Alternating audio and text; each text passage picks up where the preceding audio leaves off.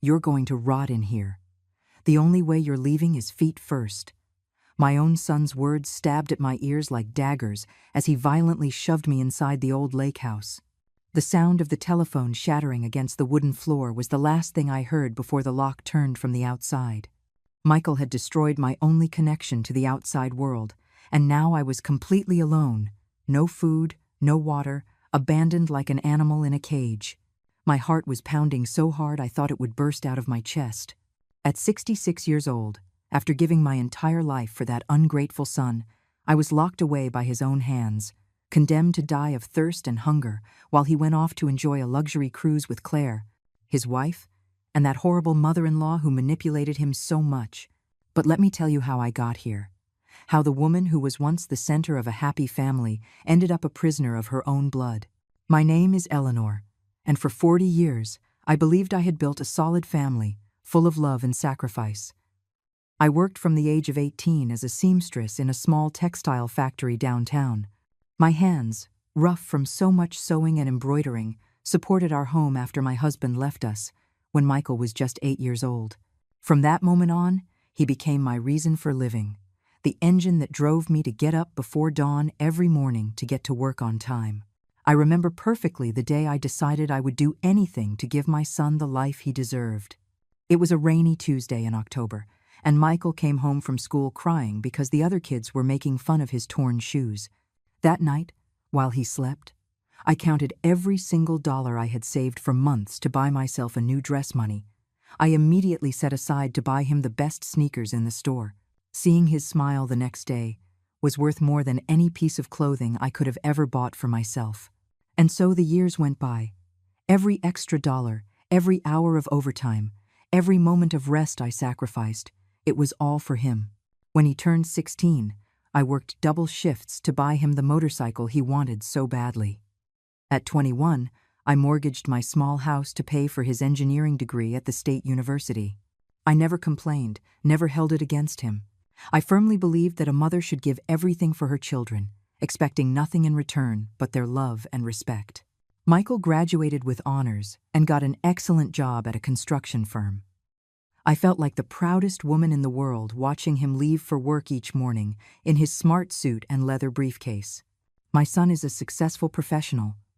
I would tell my neighbors with a smile that came from my soul.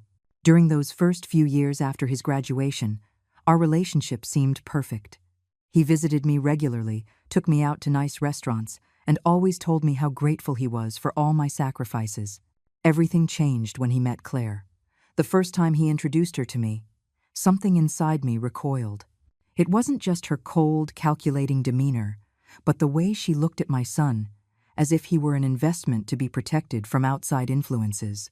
Claire was a 32-year-old woman, tall, with perfectly styled brown hair and a smile that never reached her eyes. She worked as an administrator at a private clinic and made it clear from the very beginning that she considered Michael's family, specifically me, to be beneath her social standards. During the first few months of their relationship, I tried to get close to her. I cooked her favorite meals when they came to visit, bought her little gifts with my meager savings. I even learned to cook sophisticated dishes I knew she liked. But every gesture of love from me was met with a fake smile and sarcastic comments that my son either didn't seem to notice or, even worse, chose to ignore. "Eleanor, don't go to so much trouble," Claire would say in that syrupy voice that set my teeth on edge. "We don't need you to do all this. We're not children anymore."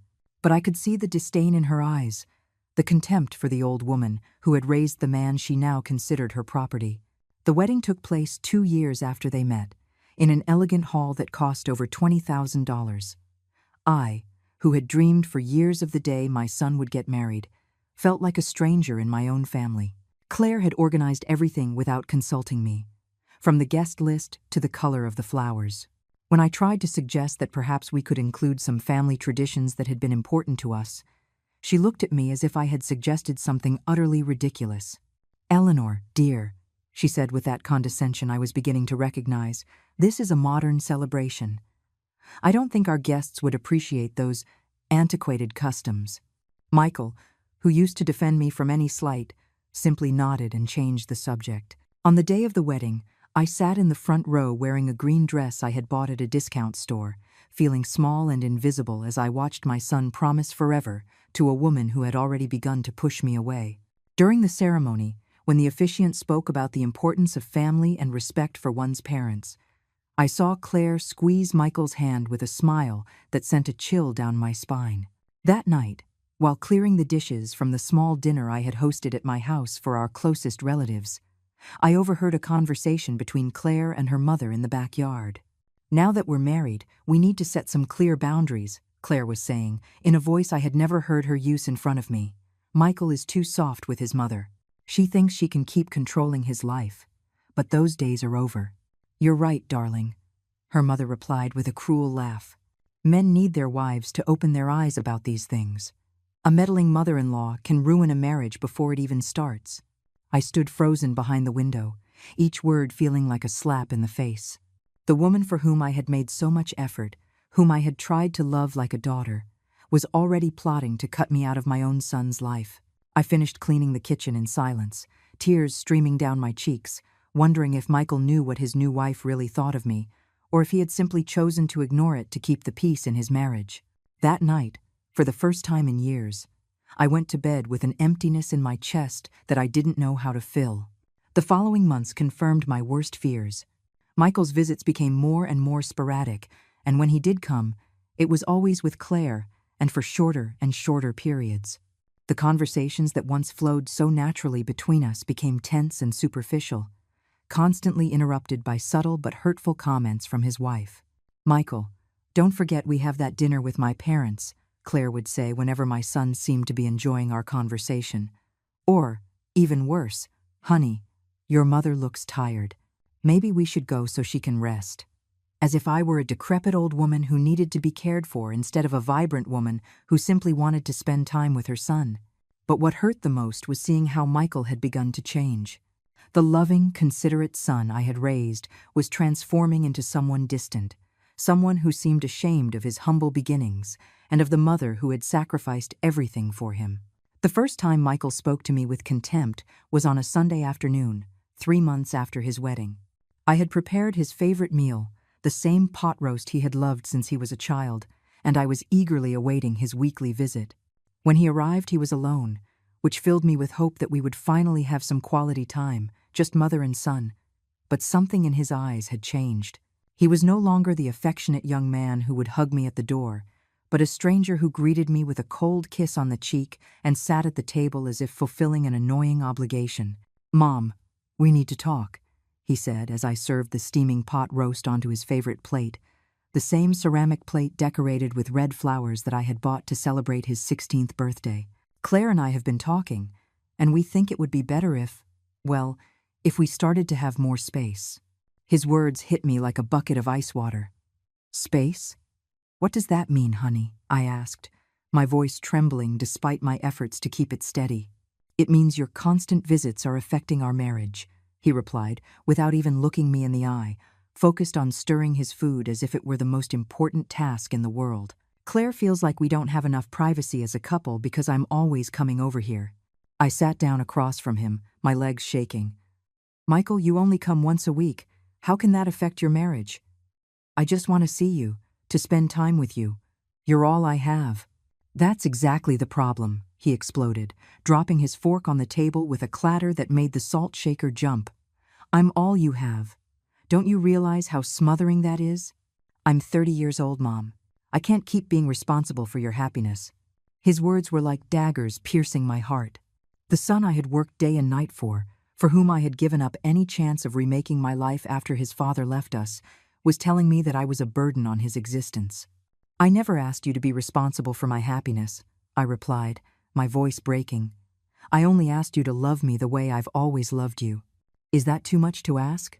"Love shouldn't be a prison," he retorted, repeating words that were clearly not his own, but Claire's. "I need you to understand that I have a new family now, new priorities. I can't keep living to please you."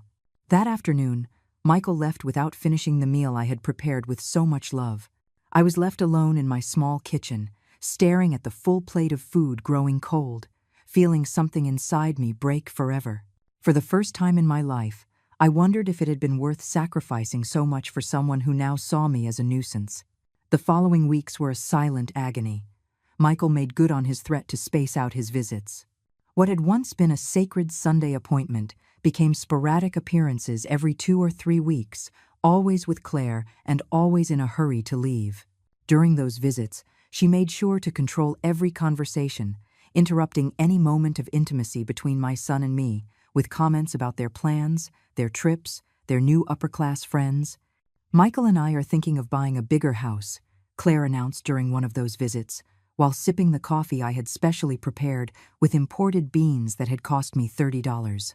"Something in the suburbs, in one of those gated communities where there's more security and a better class of people." The way she said "better class of people" while looking directly at me made it clear that I did not fit into that category. Michael, who would have once defended his mother from any implied insult, simply nodded and continued eating the chocolate cake I had baked for him. "And what will happen to this house?" I asked, referring to my home, the place where I had raised my son, where all our memories were.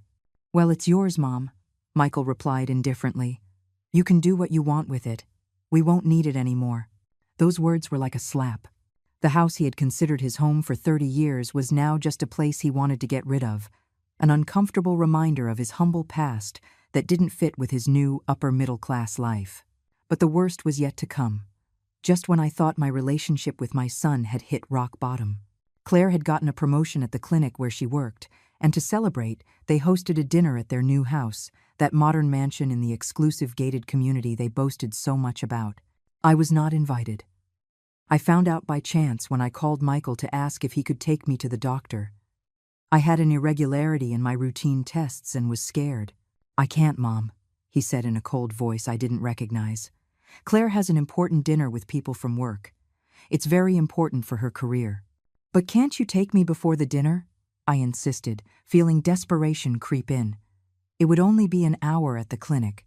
I'm afraid to go alone." "Mom, I need to help Claire get everything ready. Can't you ask one of your friends to take you?" "What friends?"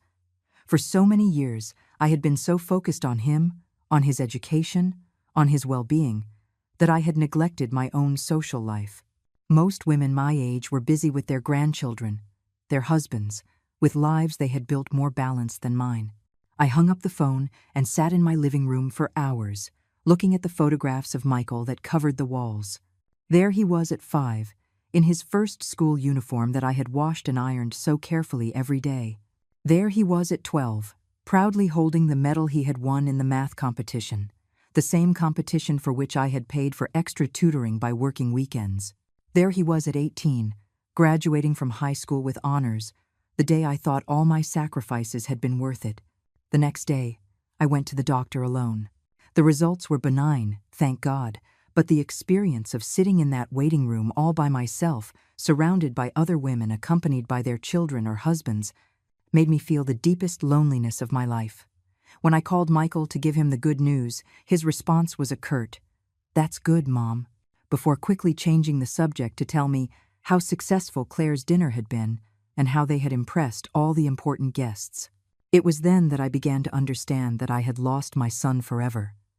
He hadn't died, but the loving, grateful man I had raised no longer existed. In his place was an ambitious stranger who was ashamed of his origins and had chosen a woman who systematically pushed away the mother who had given everything for him. The months passed, and the visits became even scarcer. Michael only showed up when he needed something. For me to store some important documents, to prepare a specific dish to impress Claire's bosses, to lend him money for some unforeseen expense that their new lifestyle demanded.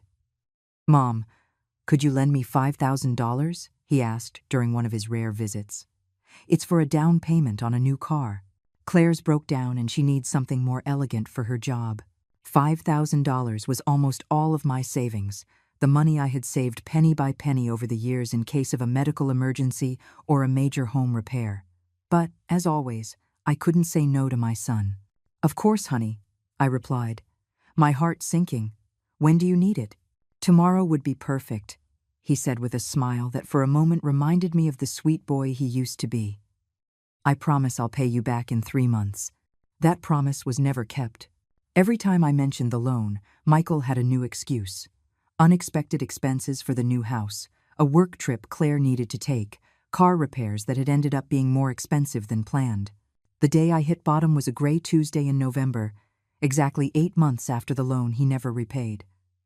I had been fighting a terrible flu for a week, with a high fever and a cough that tore at my chest. My 66-year-old body no longer responded as it used to, and for the first time in decades, I felt truly vulnerable and frightened. I called Michael, hoping he could take me to the doctor again, or at least spend a little time with me to make sure I was okay. His response froze me to the bone. "Mom, I can't come. Claire and I have a very important appointment with the architect to remodel the kitchen. It took us months to get an appointment with him. He's the most sought after in the city." "Michael, please," I begged, my voice hoarse with fever. "I just need someone with me for a few hours. I feel really sick and I'm afraid I might faint." "Can't you call a neighbor or something?" he replied with an irritation that pierced me like a dagger. "Claire says that independent adults should know how to take care of themselves without constantly depending on others." Claire says. Those 2 words had become the most painful phrase in my vocabulary. Everything my son thought, decided, or felt now passed through the filter of that woman who had managed to turn my loving boy into a cruel stranger. "I'm your mother, Michael," I said, tears mixing with the fever. "Since when am I others to you?" "Oh, Mom, don't be so dramatic. It's just a flu. Have some tea and rest. You'll get over it." He hung up without even saying goodbye. I stood there holding the phone for several minutes, feeling something inside me die for good. The son for whom I had sacrificed my youth, my money, my dreams, my chances at love, had reduced me to an annoyance that interfered with his important appointments. That night, as I lay in my bed shivering with fever and feeling more alone than ever, I made a decision that would change everything forever. I could no longer be the pleading mother, the woman begging for scraps of attention and affection from a son who clearly despised me. I had to find a way to reclaim my dignity, even if it meant losing my relationship with Michael for good. It took me 2 full weeks to recover from the flu. During that entire time, my phone remained silent. Michael didn't call a single time to ask how I was feeling, if I needed anything, if I was even alive. It was my neighbor Betty, a 70-year-old widow who lived next door, who took care of me. She brought me medicine, made me hot soup, and sat with me during the toughest nights. "Eleanor," Betty said to me one afternoon, while helping me change my sweat-soaked sheets, "it's not normal for a son to abandon his sick mother like this. Something is very wrong here." She was right, but admitting it meant facing a truth I had been avoiding for months. My son had become a heartless person, and I had been complicit in that transformation by allowing him to treat me worse and worse without setting any boundaries. When I finally recovered, I decided it was time to act. If Michael wanted to treat me like a stranger, then so be it. I would no longer be the smothering mother Claire wrote about. I would no longer be available every time he needed something. I would no longer be his personal ATM or his emergency cook.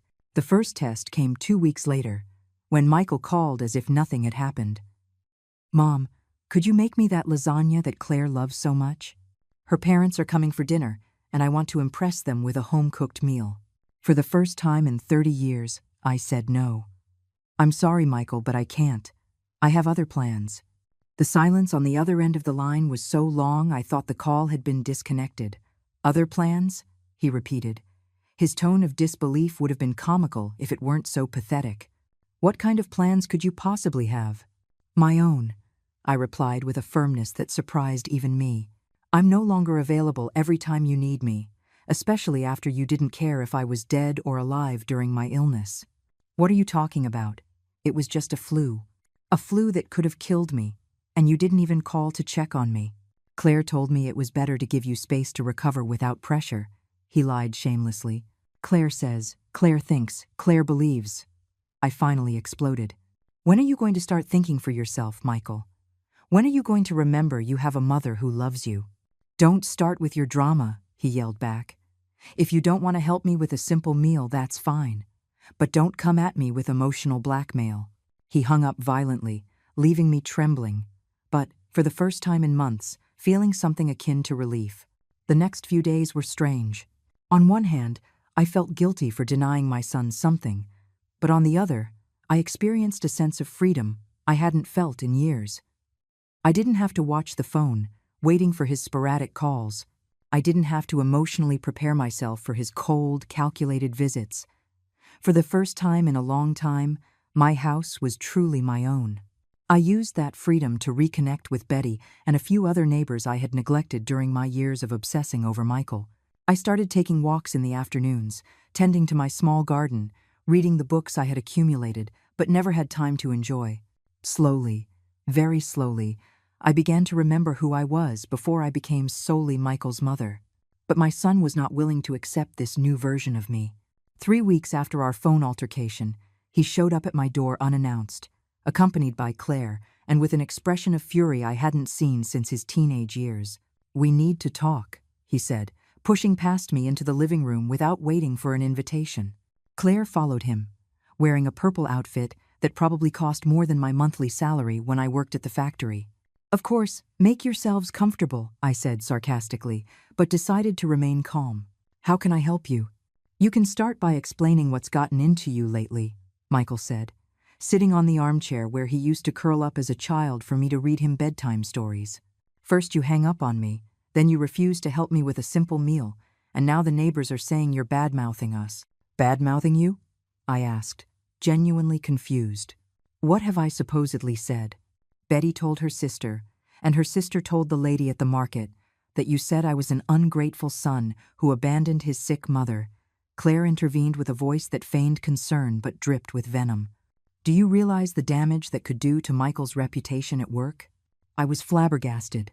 It was true I had talked to Betty about my disappointment with Michael, but I never thought my words would travel so far, nor that my son would be more concerned about his reputation than about understanding my feelings. "Your reputation?" I asked Michael directly, ignoring Claire completely. "Is that your biggest concern? Not the fact that your mother felt abandoned when she needed you most?" "Oh, please!" Claire burst out before Michael could respond. "Eleanor, you're 66 years old. It's time you grew up and stopped behaving like a petulant teenager seeking attention." The silence that followed those words was deafening. I looked at my son, waiting for him to finally, after so many humiliations, stand up and defend the woman who had raised him. I waited for him to tell his wife that she had no right to disrespect me in my own home, to remember everything I had sacrificed for him. But Michael remained silent, staring at his shoes like a scolded child. Michael's silence was more painful than any insult Claire could throw at me.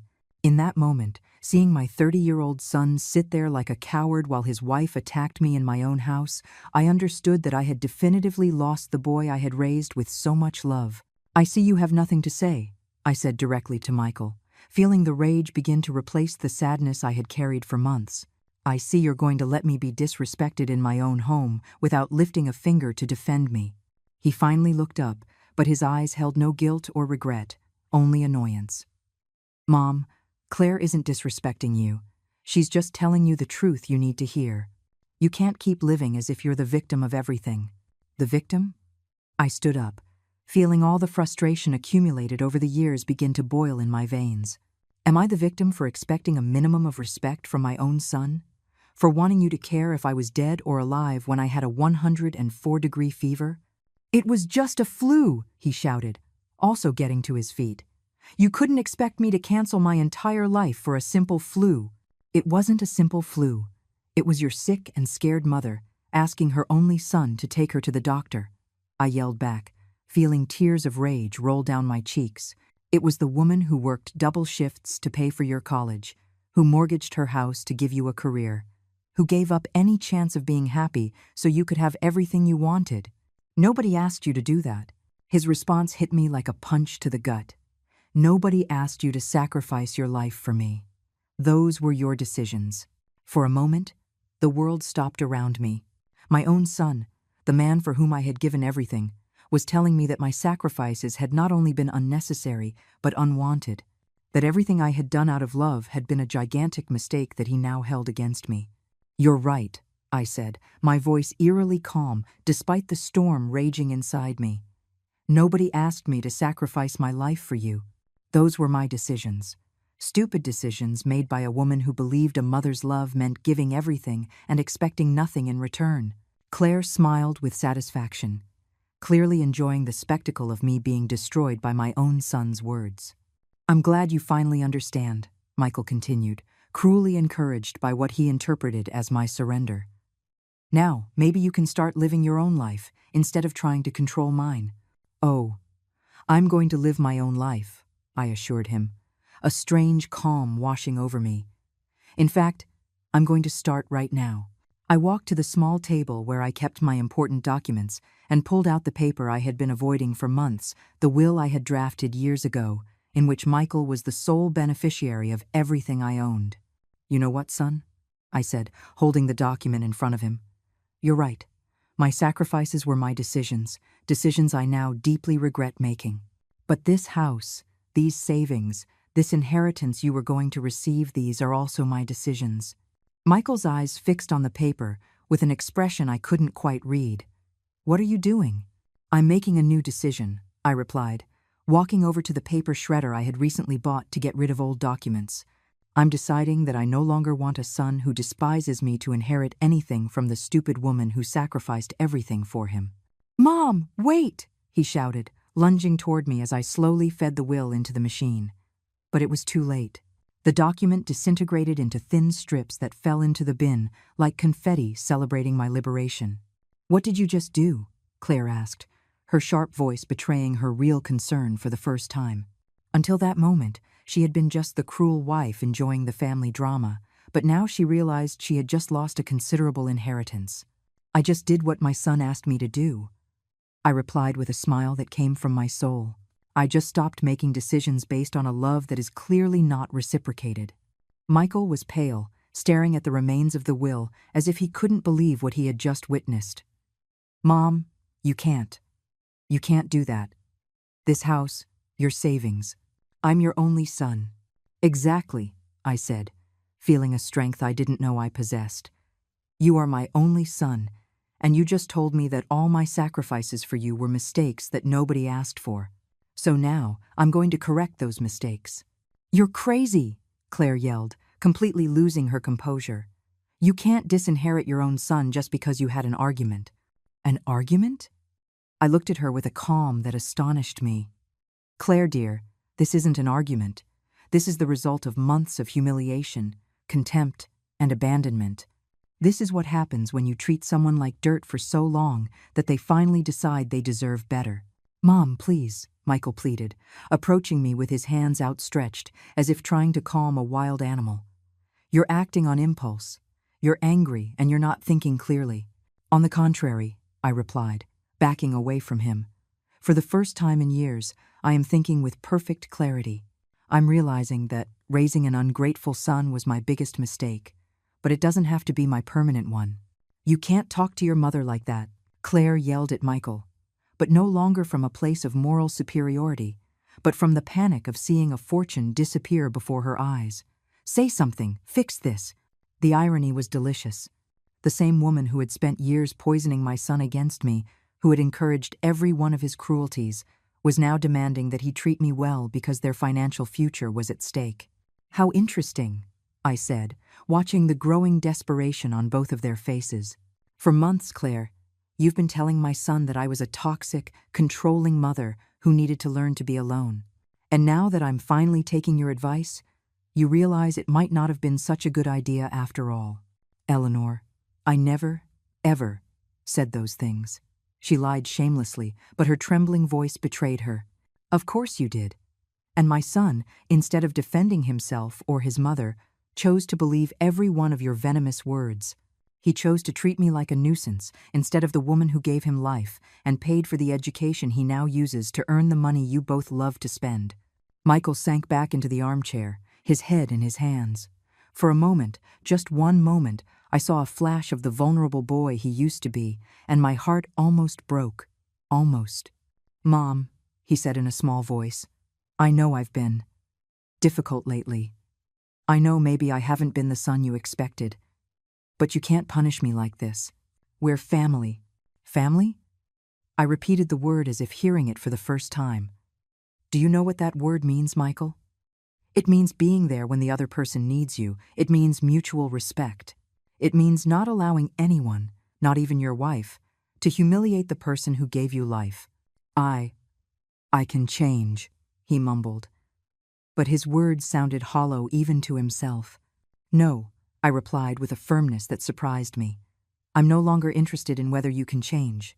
I'm no longer interested in being the mother who begs for scraps of affection from a son who clearly despises me. I've decided I deserve better than that. But we're your only family, Claire cried, now playing the emotional blackmail card she had so often criticized when it came from me. No, I smiled at her, a sweetness that contrasted brutally with my words. You were my family. Now you are two strangers who came into my house to disrespect me and lay claim to an inheritance you will no longer receive. You can't do this, Claire shrieked, completely losing the mask of sophistication she had always worn with me. That house is worth over $300,000. Your savings are our future. I listened to her talk about our future as if my money, the money I had earned sewing for 40 years, was something that belonged to them by divine right. The woman who for years had treated me like an ignorant peasant was now claiming my inheritance with the desperation of someone who had just seen her life plan vanish. Interesting, I said, crossing my arms. So now, my savings are your future. The same woman who told me I was a dramatic old woman who needed to grow up is now here demanding the money of that dramatic old woman. Michael shot to his feet, an expression on his face I had never seen before. It was a mixture of panic, rage, and something that looked dangerously like a threat.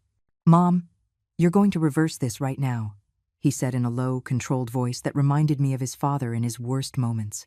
You're going to call your lawyer, and you're going to make a new will where I am your sole heir.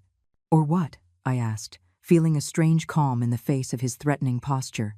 What are you going to do if I don't, Michael? Or you're going to find out what it means to be truly alone, he replied, approaching me with slow, deliberate steps. Do you think anyone is going to take care of you when you're a helpless old woman? Do you think you'll be able to keep this house when you're 80 and can't even walk? His words were like daggers, but they no longer hurt me as they once did. The woman who had endured months of humiliation had died in the last 20 minutes. In her place, someone stronger had been born, someone who finally understood her own worth. I would rather die alone in a nursing home than continue living as the emotional slave of a son who despises me, I replied with a serenity that unnerved him. I would rather strangers take my money than give it to someone who treats me like garbage. Are you crazy? Marlene screamed again. Completely insane. Michael, do something. Your mother has lost her mind. I haven't lost my mind, I answered, heading for the front door. I've found it, and now I'm going to ask you both to kindly get out of my house. We're not leaving until you fix this madness, Michael declared, planting himself in the middle of the living room as if he owned the place. Then I'll have to call the police to explain the concept of trespassing to you, I replied, walking toward the phone. Don't you dare, he shouted, snatching the receiver from my hand with a violence that frightened me. For the first time in this confrontation, I felt a flash of real fear. The man standing in front of me was no longer my son. He was a desperate stranger, capable of anything to protect what he considered his. Give me back that phone, I said, trying to keep my voice steady. Not until you come to your senses, he replied, holding the device out of my reach. You're going to sit down, you're going to calm down, and we're going to talk about this like civilized adults. Like civilized adults, I laughed, a hysteria bordering on madness. You're going to lecture me about being civilized? The man who just snatched the phone from his 66-year-old mother? It's for your own good, he shouted, and in that moment, I saw Claire's influence completely. Those were words she had used with me many times, always justifying her cruelties as acts of tough love. My own good, I repeated, feeling the last fiber of motherly love snap definitively in my chest. For 30 years, everything you've done against me has been for my own good. Marrying a woman who hates me was for my own good. Abandoning me when I was sick was for my own good. Humiliating me in my own house is for my own good. Claire approached us, that fake smile I knew so well plastered on her face. Eleanor, dear, I know you're hurt, but you have to understand that Michael only wants what's best for you. We all want what's best for you. I looked at her with an incredulity that was almost comical. You want what's best for me? The woman who spent 2 years poisoning my son against me? The woman who told me I was a dramatic old woman who needed to grow up? That was just frustration of the moment. She lied pathetically. You know we care for you very much. You care for me. I repeated her words as if they were a particularly funny joke. You care for me so much that my son didn't speak to me for 2 weeks when I was sick. You care for me so much that you come to my house to demand I reverse a decision I made about my own money. Michael moved closer, still holding the phone out of my reach. Mom, listen to me carefully. You are going to make a new will. You are going to leave me this house and your savings, and we are going to forget about this ridiculous conversation. Or what? I asked him again, but this time with a smile that visibly disturbed him. Or you're going to find out what it is to be completely alone, he threatened. Without a son, without money, without anyone who cares about you. Michael, I said, stepping toward him until our faces were inches apart, I am already completely alone. I've already discovered what it's like to have a son who doesn't care about me. The difference is that now, finally, I've decided to do something about it. Something in my tone must have alarmed him, because for the first time since this confrontation began, I saw uncertainty in his eyes. What do you mean by that? I mean that you two are going to get out of my house right now, and you are never coming back. I mean that I'm changing the locks tomorrow. I mean that I'm going to make a new will where all my money goes to charities that help single mothers, so that no other woman makes the mistake of sacrificing everything for an ungrateful son. You can't do that, they both shouted in unison, a chorus of greed and desperation. I can and I will, I assured them. And if you ever think of bothering me again, I will call the police and I will tell them exactly what kind of people you are. I'll tell them how you treated an elderly woman, how you threatened her in her own home, how you snatched the phone from her when she tried to call for help. Michael stared at me for a long moment, and for an instant, I thought that maybe, finally, he was going to react like the son I had raised. I thought he would give me back the phone, apologize, remember who I was to him. Instead, he threw the phone against the wall with such force that it shattered, filling my living room with broken plastic and mangled wires. There's your phone, he said with a cruel smile that chilled my blood. Let's see you call the police now. The silence that followed was absolute. The three of us stared at the remains of the phone scattered on the floor as if it were a perfect metaphor for what was left of our family relationship. Michael, I said, my voice strangely calm even to my own ears. You just crossed a line from which there is no return. Oh yeah, he challenged, puffing out his chest like a street thug. And what are you going to do about it, Mom? You have no phone. You have no one to help you. You are completely at our mercy. Claire smiled with satisfaction, clearly enjoying the spectacle of me finally being subdued and humiliated, just as she had planned for so long. What neither of them knew was that they had just made the biggest mistake of their lives. I stared at the fragments of the phone for several seconds, feeling something fundamental shift inside me. It wasn't fear I felt anymore, nor sadness, not even anger. It was something much more dangerous. An absolute calm, the serenity of someone who has finally seen the true nature of the people in front of them. You know what, Michael? I said, bending down to pick up one of the largest pieces of the shattered phone. You're right. I have no phone. I have no one to help me. I am completely at your mercy. His smile widened, interpreting my words as a surrender. I'm glad you finally understand the situation. Oh, I understand it perfectly, I continued, holding the fragment of broken plastic as if it were a precious relic. I understand that my own son just destroyed my only means of communication with the outside world. I understand that he is threatening me in my own home. I understand that his wife is here enjoying every second of my humiliation. Claire approached, wearing the triumphant expression she had been waiting so long to show me. Now maybe you can be reasonable, Eleanor. Making that new will is the only smart thing you can do in this situation. You're right, I replied, dropping the piece of phone. That's exactly what I'm going to do. The two of them exchanged a look of satisfaction, believing they had finally broken me. They had no idea that what had just broken was not my will, but the last chains of love that tied me to them. Perfect, Michael said, relaxing his shoulders. I knew you'd come to your senses. We'll go to the lawyers tomorrow and sort all this out. Tomorrow, I repeated, nodding slowly.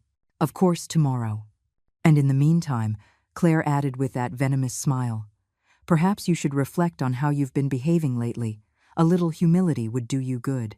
Humility? I murmured. Yes, I definitely need more humility.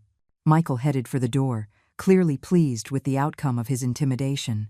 We're leaving now, but we'll be back for you early tomorrow, and you'd better be ready to cooperate. Of course, I assured them, following them to the exit. I'll be completely ready.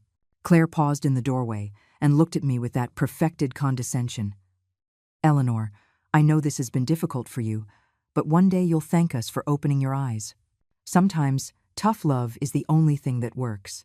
Tough love, I repeated her words. Yes, I definitely need to learn more about tough love. They left without saying goodbye, leaving me alone in my house with the remains of my phone and something much more important, absolute clarity about who the people who had just walked out my door really were. I waited until I heard the sound of their car driving away before I moved. Then, with a calm that surprised me, I went to my bedroom and pulled out the cell phone I had secretly bought 3 months ago from under the mattress. After realizing I needed a way to communicate that Michael didn't know about, I dialed the number of Betty, my neighbor. Betty? It's Eleanor. Could you come over to my house? I need your help with something urgent. 20 minutes later, Betty was sitting in my living room, staring at the remains of the phone with an expression of absolute horror. Eleanor, this is very serious. Your own son threatened you and destroyed your phone. We have to call the police. No, I said, pouring her a cup of tea with perfectly steady hands. Not yet. What do you mean, not yet? This is domestic abuse. It's intimidation. You can't let them treat you like this. I'm not going to let them, I assured her. But I'm going to handle this my way. Betty studied me with her wise eyes, trying to understand what I was thinking. What do you have in mind? They think they've broken me, I explained, a strange smile forming on my lips. They think that tomorrow I'm going to go like an obedient lamb to make a new will leaving them all my money. And you're not going to do it.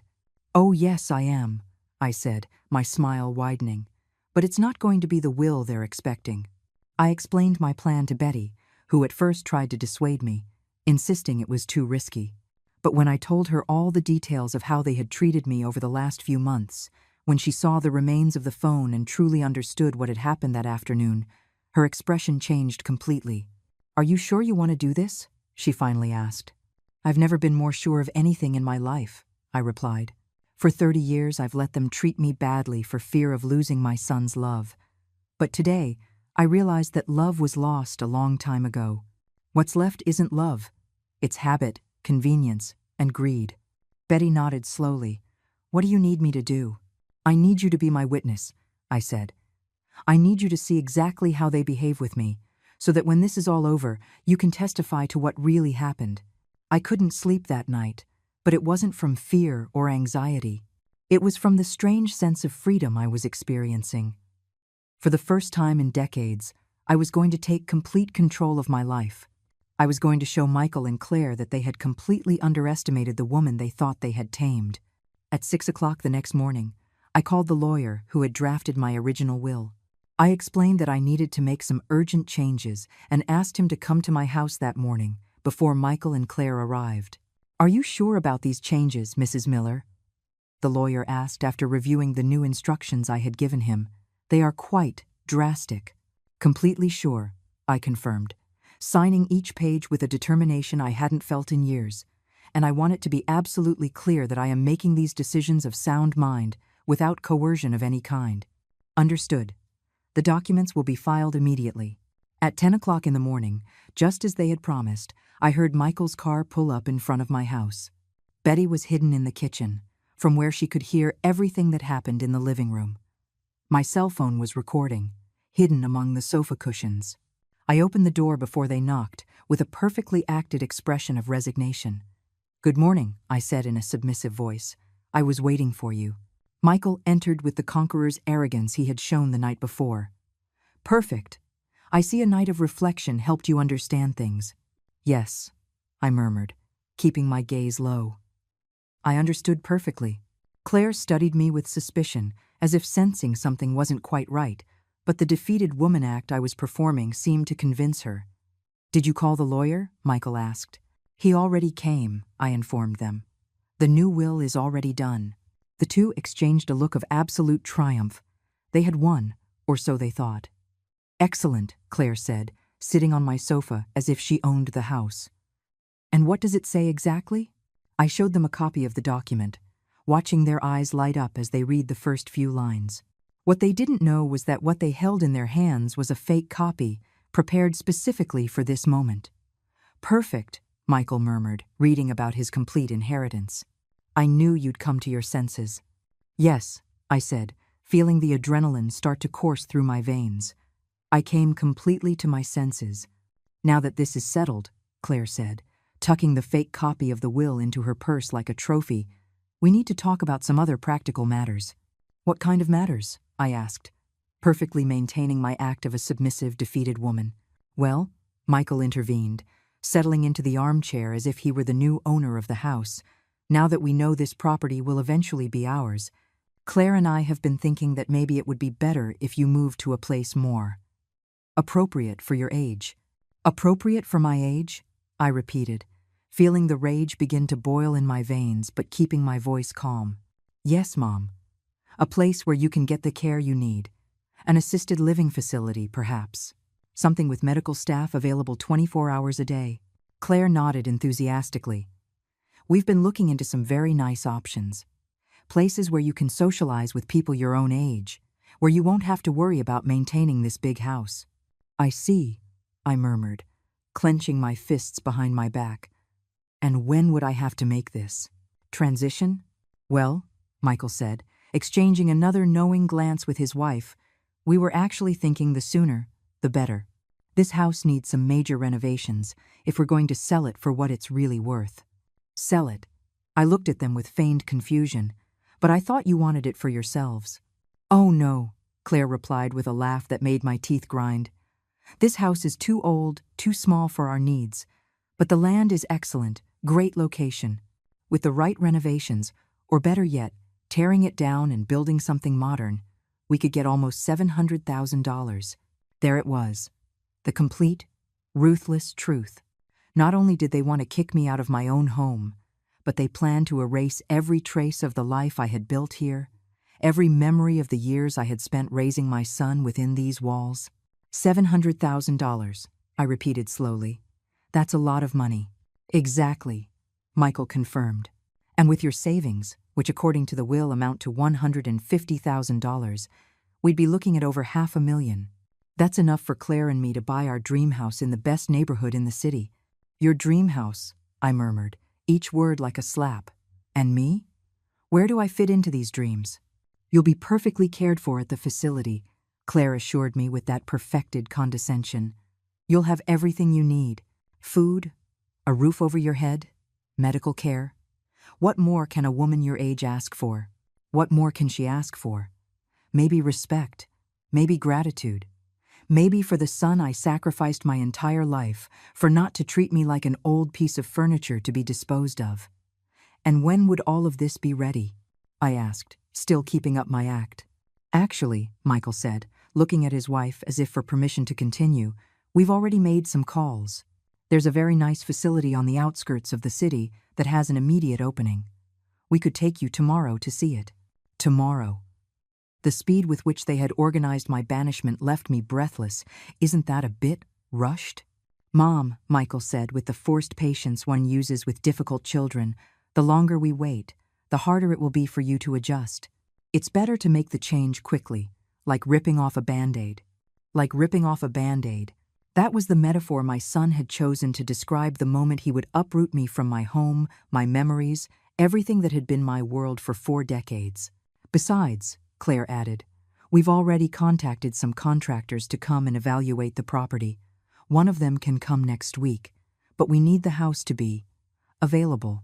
"Available?" I repeated. "Without me in it." "Exactly," she confirmed with a smile that made no attempt to hide her satisfaction.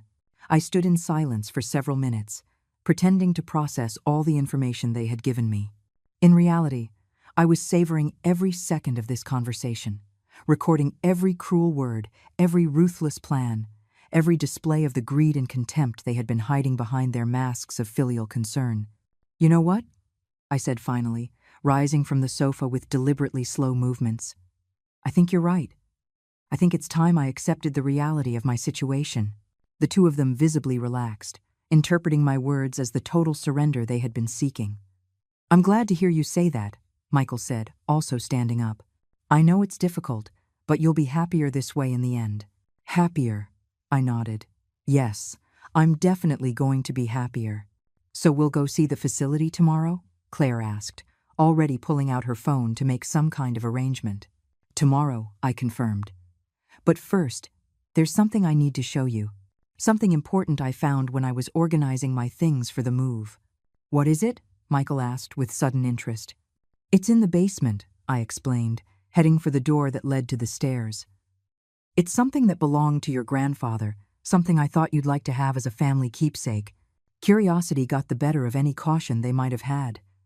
They both followed me down to the basement, descending the wooden stairs that creaked under our feet. The basement of my house was a place Michael had avoided for years.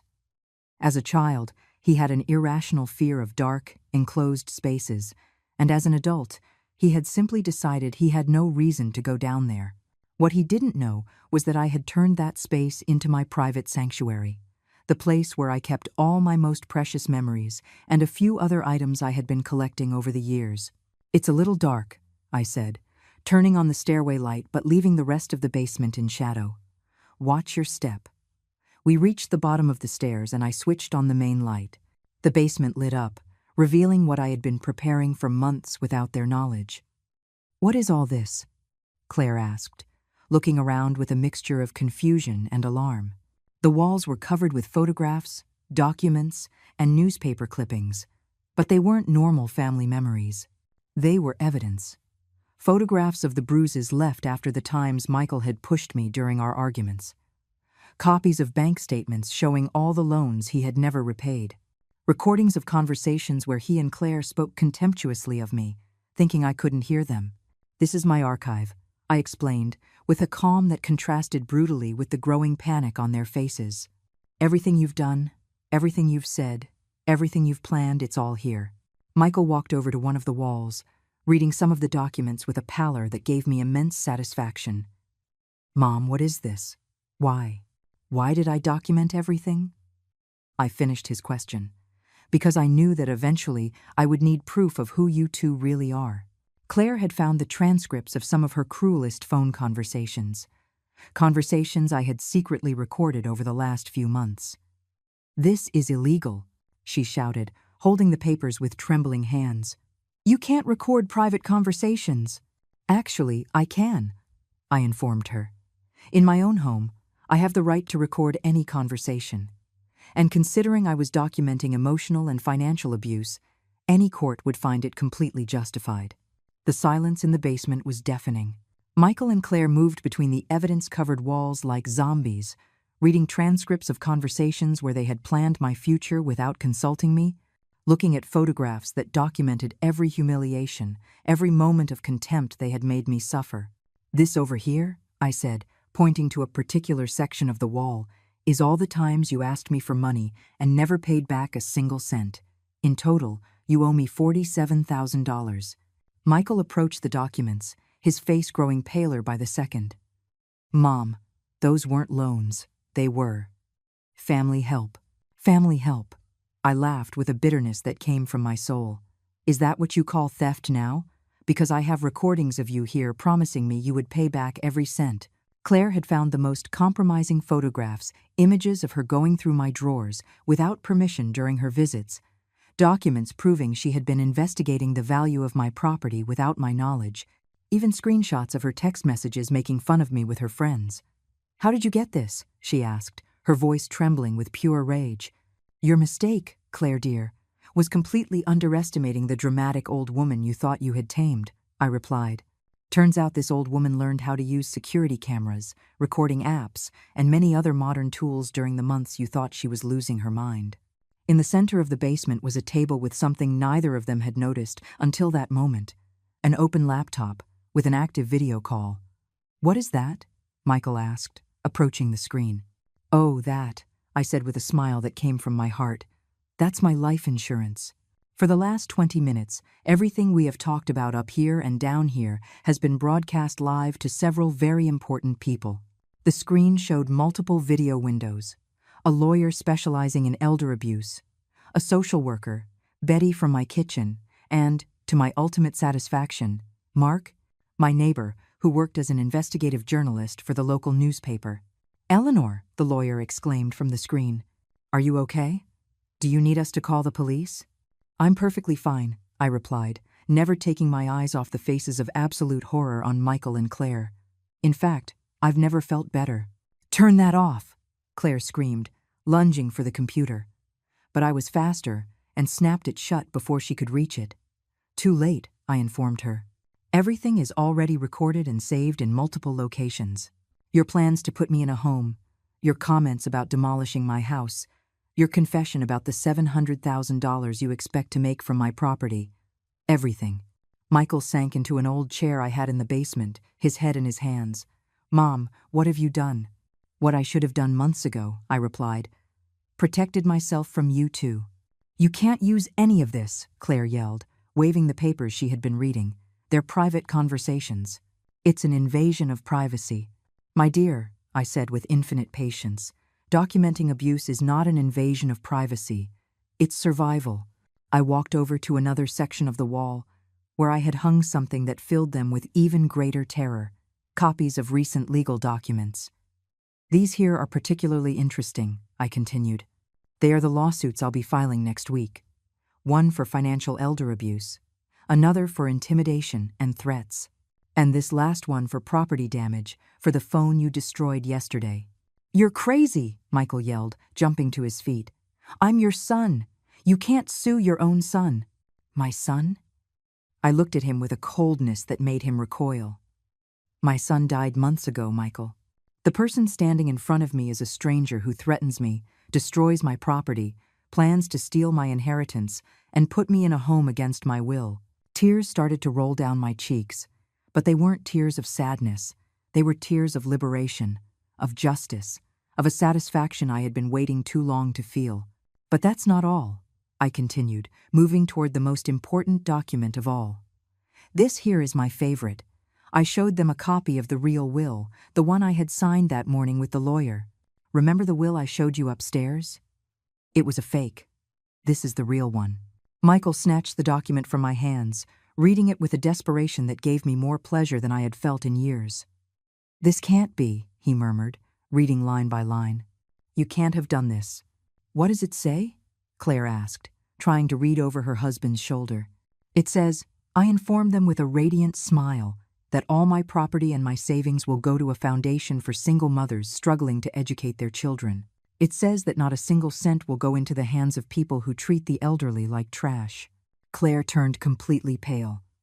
"You can't do that. We are your family." "My family?" I laughed until my ribs ached. "My family doesn't threaten me. My family doesn't plan to put me in a home so they can sell my house. My family doesn't destroy my things when they don't get what they want." "Mom, please," Michael pleaded, and for the first time in months, I saw something that resembled the son I had raised. "I know we've been difficult with you, but I didn't know you felt this way." "You didn't know?" I snatched the will from his hands. "You didn't know when you hung up on me while I had a fever? You didn't know when you allowed your wife to insult me in my own home? You didn't know when you threatened to leave me completely alone if I didn't do what you wanted?" I was just frustrated," he stammered.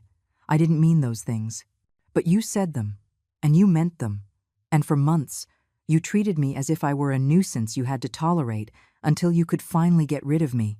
Claire had started to cry, but they weren't tears of remorse. They were tears of pure rage and frustration at seeing her perfect plan crumble before her eyes. "This isn't over," she shouted. "We'll contest that will. We'll prove you're not of sound mind."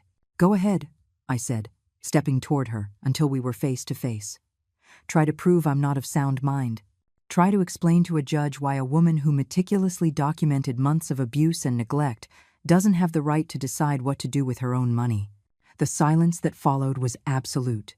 They both finally understood that they had lost, that their greed and cruelty had been their undoing.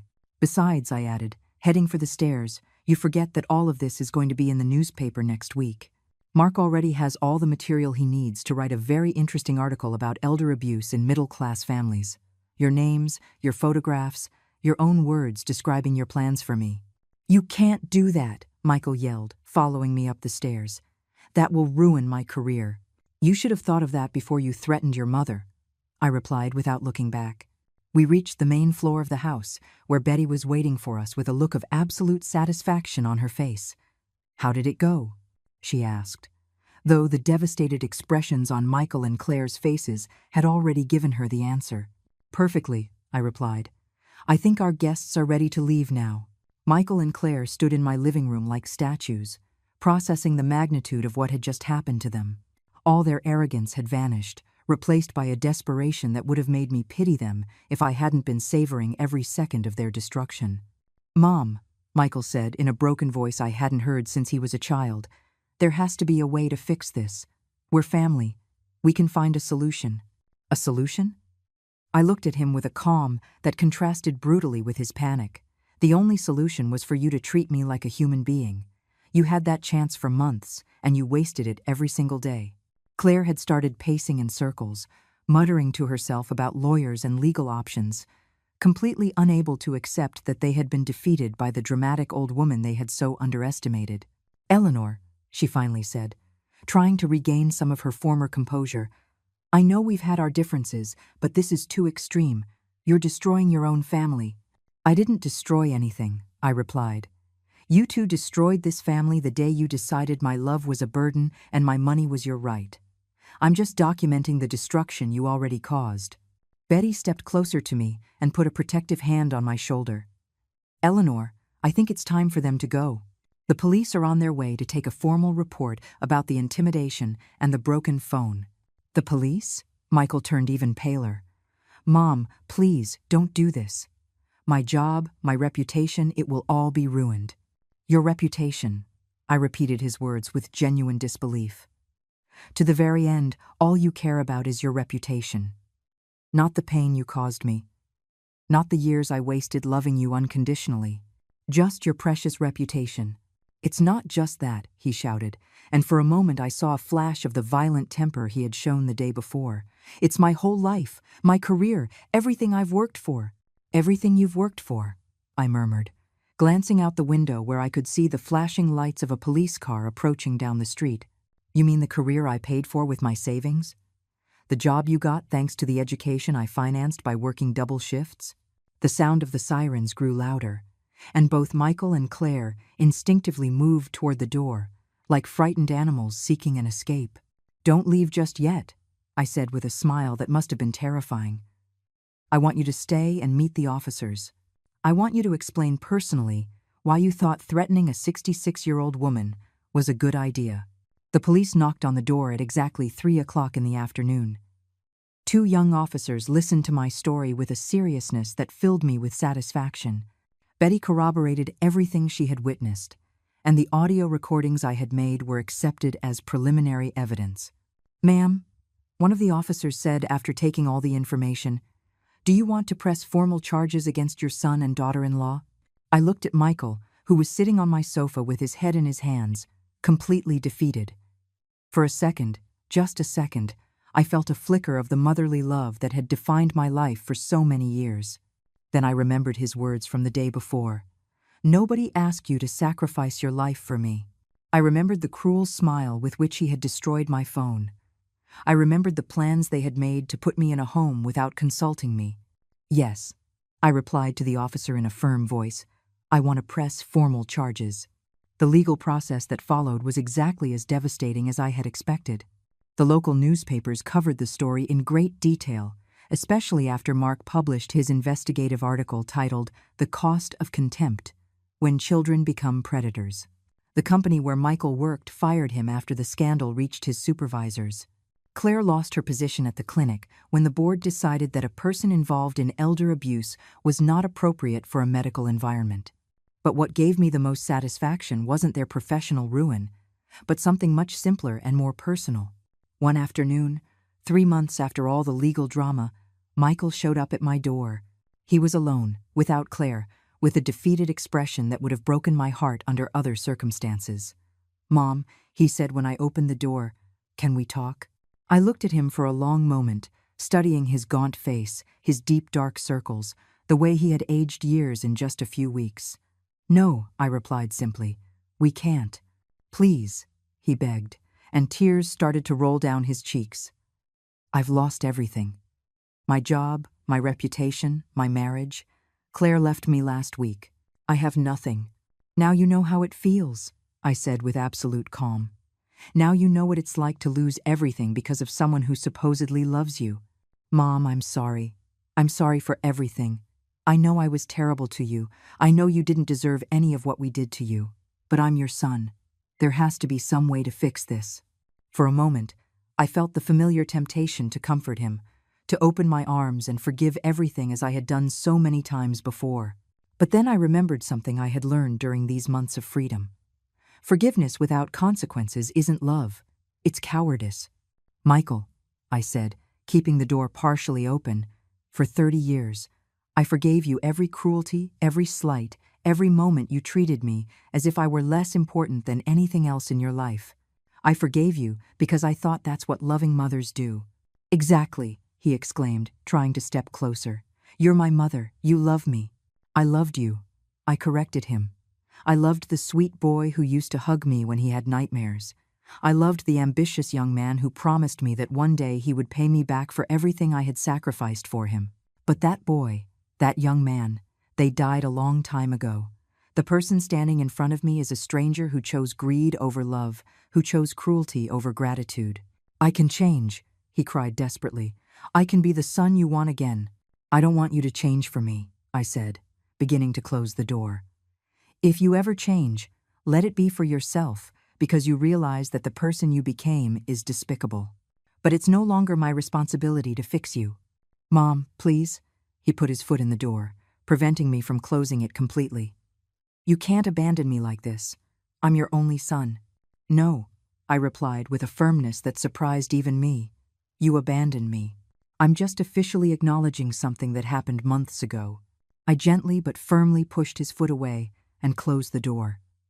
I could hear his sobs on the other side, his pleas, his promises of change that came far too late.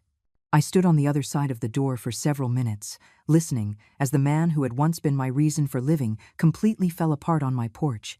Part of me wanted to open it, to comfort him, to go back to being the mother who forgave everything. But a stronger part, the part of me that had been reborn in that basement full of evidence, the part that had learned to value herself, stood firm. Finally, I heard his footsteps walking away, the sound of a car starting, and then silence. I went to the kitchen, where Betty was waiting for me with a hot cup of tea and a proud smile. "How do you feel?" she asked. "Free," I replied, taking the cup with hands that no longer trembled. For the first time in 30 years, I feel completely free. That night, as I prepared for sleep in my house, that no one was ever going to take from me again, I reflected on everything that had happened. I had lost my only son, but I had gained something infinitely more valuable: my dignity. At 66 years old, I had learned that self-love is not selfishness, but survival. I had learned that setting boundaries is not cruelty, but necessity. I had learned that sometimes the only way to save what's left of your soul is to cut the ties that are destroying you. I gave everything for a son who saw me as a walking ATM. But now, finally, I was going to give everything for the only person who truly deserved it: myself. And for the first time in decades, that prospect didn't scare me.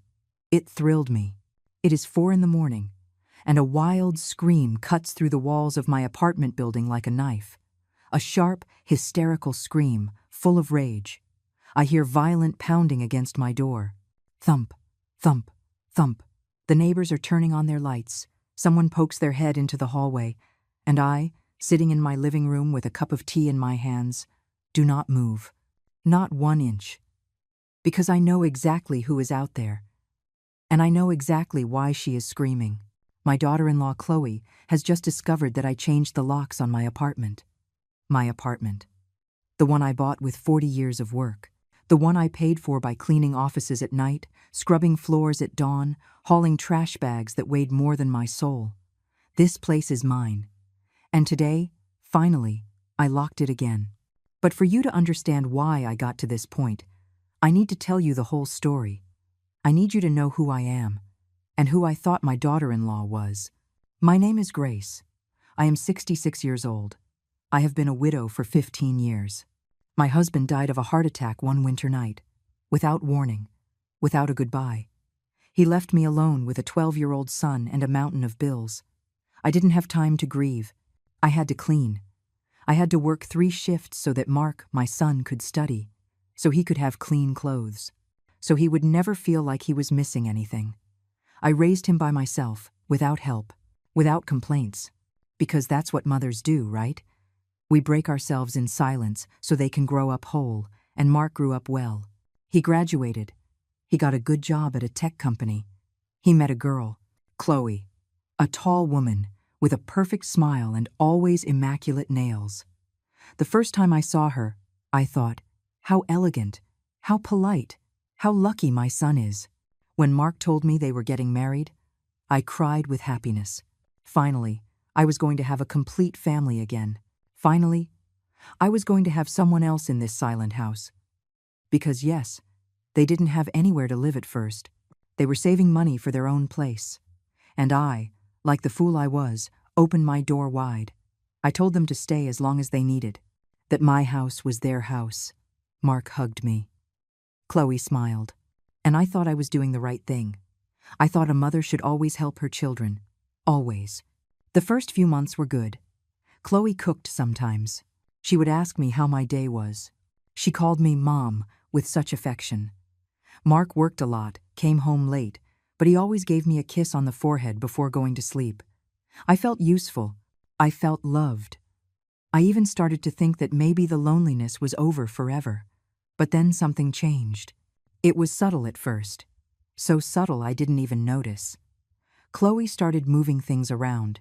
One day I came home, and my favorite vase, the one my husband gave me, was no longer on the table. It was stored in a closet. When I asked, she said, "Oh, Mom, it just looked so old-fashioned there. It doesn't match anything." She smiled. And I swallowed my discomfort, because I didn't want to seem difficult. I didn't want to seem like the bitter mother-in-law from the stories. Then it was my armchair, the armchair where I sat to watch TV every night. One day I arrived and there was a new piece of furniture in its place. Modern. Uncomfortable. Chloe explained that she had bought it because we needed to update the space a bit. We needed. As if this apartment belonged to both of them. As if she had the right to decide what stayed and what went. But I said nothing. Because Mark seemed happy. And I didn't want to ruin his happiness. So I smiled. I nodded. And I sat on that horrible piece of furniture that hurt my back. After that came the friends. Chloe started inviting her friends to my apartment. Without telling me, I would arrive from work, exhausted, with swollen feet, and find 4 women laughing in my living room, drinking wine, with loud music. The first time it happened, Chloe told me, "Oh, sorry, Mom, I forgot to tell you. But don't worry, we're almost leaving." But they didn't leave. They stayed until 11 o'clock at night. And I had to lock myself in my room because I couldn't even rest in my own house.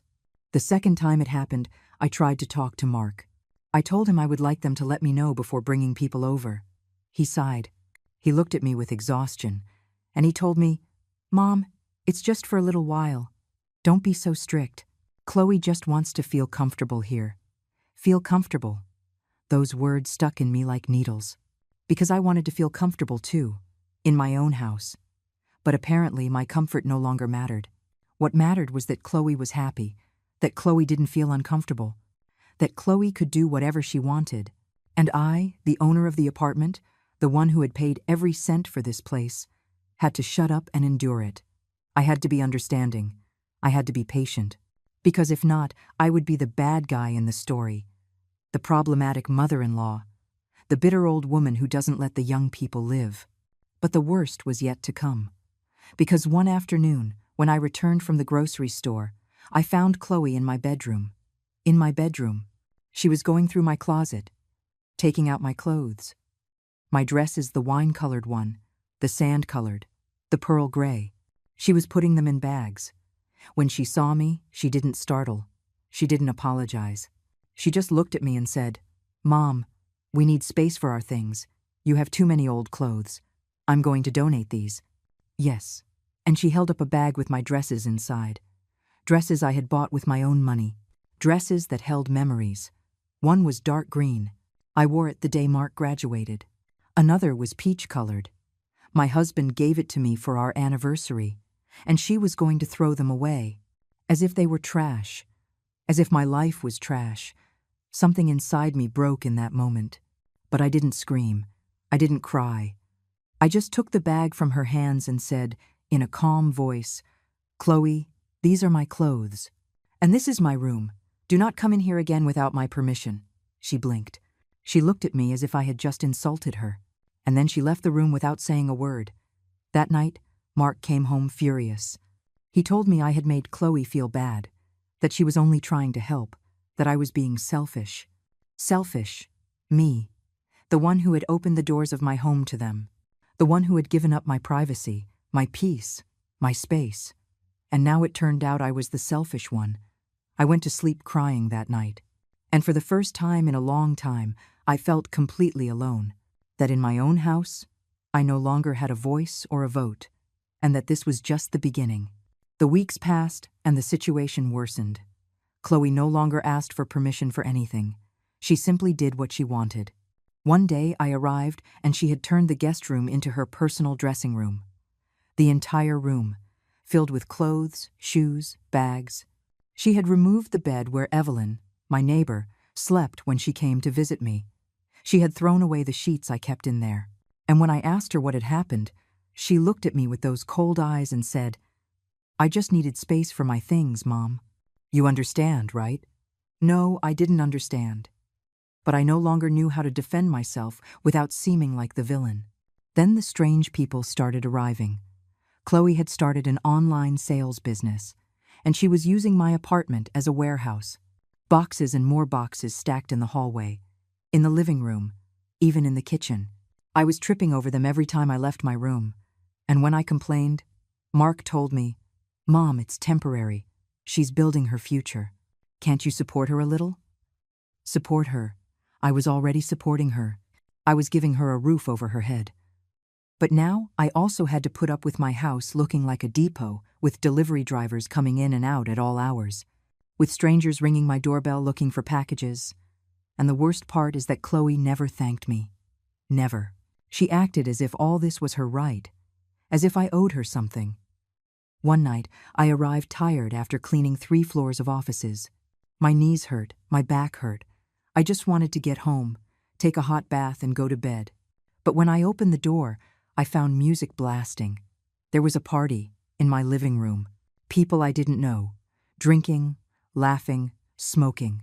The smoke hit my face as soon as I walked in. I froze in the entryway. Chloe was in the center, a glass in her hand, laughing with her friends. When she saw me, she waved her hand as if nothing was wrong. "Oh, Mom, I didn't know you'd be home so early. We're celebrating. I made a lot of sales this week." And she kept laughing. No one greeted me. No one turned down the music. No one put out their cigarette. I felt invisible. In my own house, I was invisible. I locked myself in my room. I cried silently so they wouldn't hear me. And I listened to the party until 3 in the morning. Until they left. Until there was finally silence. The next day when I came out, I found my living room destroyed. Dirty glasses everywhere. Stains on the sofa. A broken bottle on the floor. And Chloe was sleeping peacefully in her room. She didn't clean anything. So I cleaned. As always. Because if I didn't do it, no one would. And because I was already used to cleaning up other people's messes. I had cleaned other people's offices for 40 years. Now I was cleaning up my daughter-in-law's mess in my own home. I tried to talk to Mark again. This time I sought him out at his job. I went all the way to his office. I needed him to listen to me without Chloe being present. I told him everything. I told him I couldn't take it anymore. That I needed my space. That I felt steamrolled in my own house. He listened to me. But when I finished speaking, he sighed deeply and told me, "Mom, I know it's hard, but we're saving money. We just need a few more months. Please, be patient." A few more months. They had already been living with me for a year and a half, and every day was worse. But I nodded. Because he was my son. Because I loved him. Because I didn't want to lose him. So I swallowed my pain once more and went home in silence. But then something happened that chilled my blood. One afternoon I came home from the market with heavy bags. I climbed the stairs slowly because the elevator was broken. And when I reached my floor, I heard voices in my apartment. Voices I didn't recognize. I opened the door carefully and froze. Chloe was with a man in a suit, elegant, with a briefcase. And they were walking through my living room as if they were at an exhibition. The man was taking notes, looking at the walls, measuring with his eyes. And then I heard the words that shattered me. This apartment is a good size. Excellent location. It could sell easily for around $120,000. Maybe more. Chloe nodded. She smiled and said, "Perfect. You see, my mother-in-law is very old.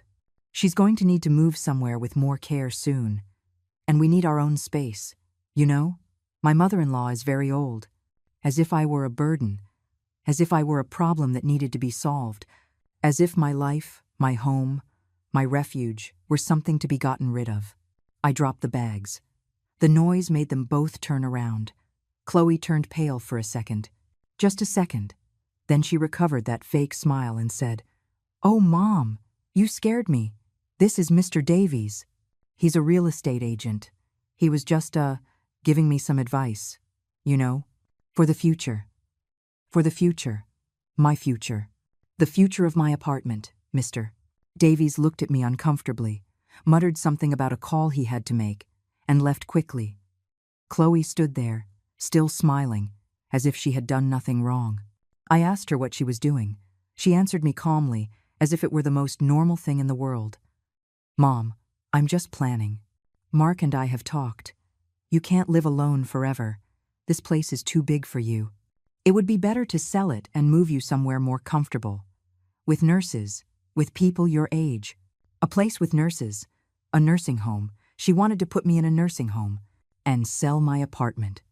The apartment I bought with my sweat, with my hands cracked from so much cleaning, with my sleepless nights working double shifts, and she wanted to take it from me. She wanted to kick me out of my own house and keep everything. I told her to leave. I told her to get out of my apartment immediately. She laughed. She laughed and told me, "Oh, Mom, don't be dramatic.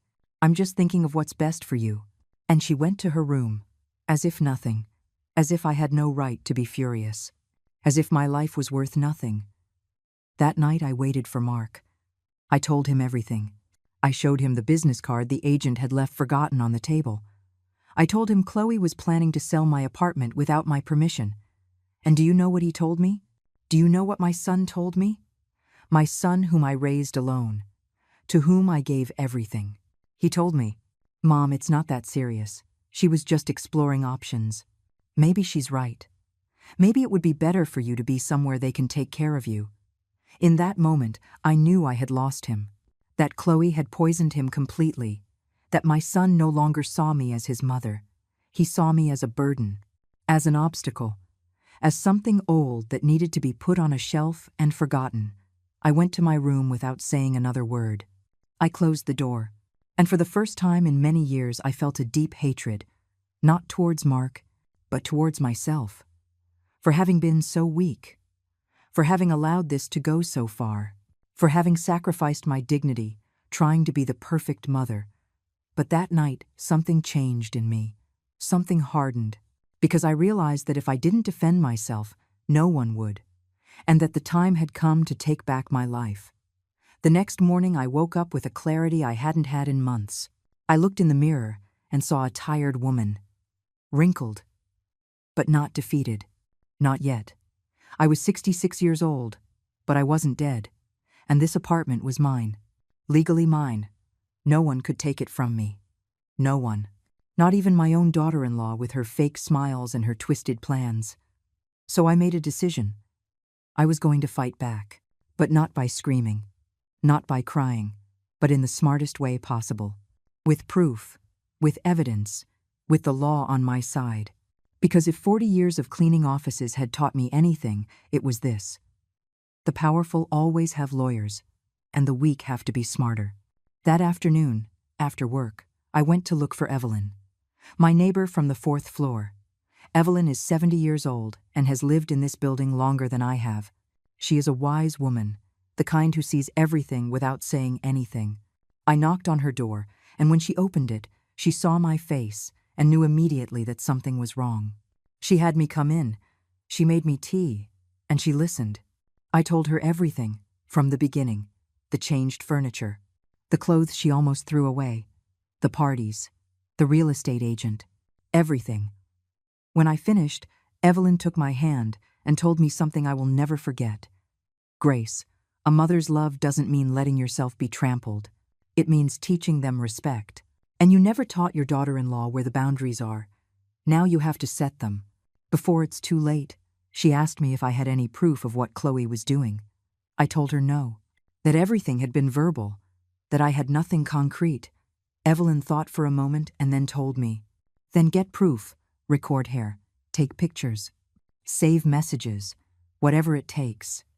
Because if this goes legal, you're going to need more than your word. She was right, so I started. I bought a new phone with a better camera. I started documenting everything. Every box that arrived, every party, everything Chloe moved or changed without my permission. And most importantly, I started recording conversations. Not all of them, just the important ones. The ones that showed her real intentions. I didn't have to wait long. A week later, Chloe invited her friends over again. I was in my room, but I left the door ajar, and I recorded. I heard them talking, laughing, and then one of them asked her, "So when are you two moving into your own place?" Chloe laughed. That laugh I knew so well. And she replied, "Why? This place is already ours." Well, it's still in the old woman's name, but I'm working on that. Mark has almost convinced her to sign a power of attorney. Once we have that, we can do whatever we want. Sell, rent it out, whatever. And she can go to a nursing home. After all, she's not good for anything anymore, except cleaning. My heart stopped for a second. A power of attorney. They wanted me to sign a power of attorney. That meant they could make legal decisions for me. Sell my apartment. Manage my money.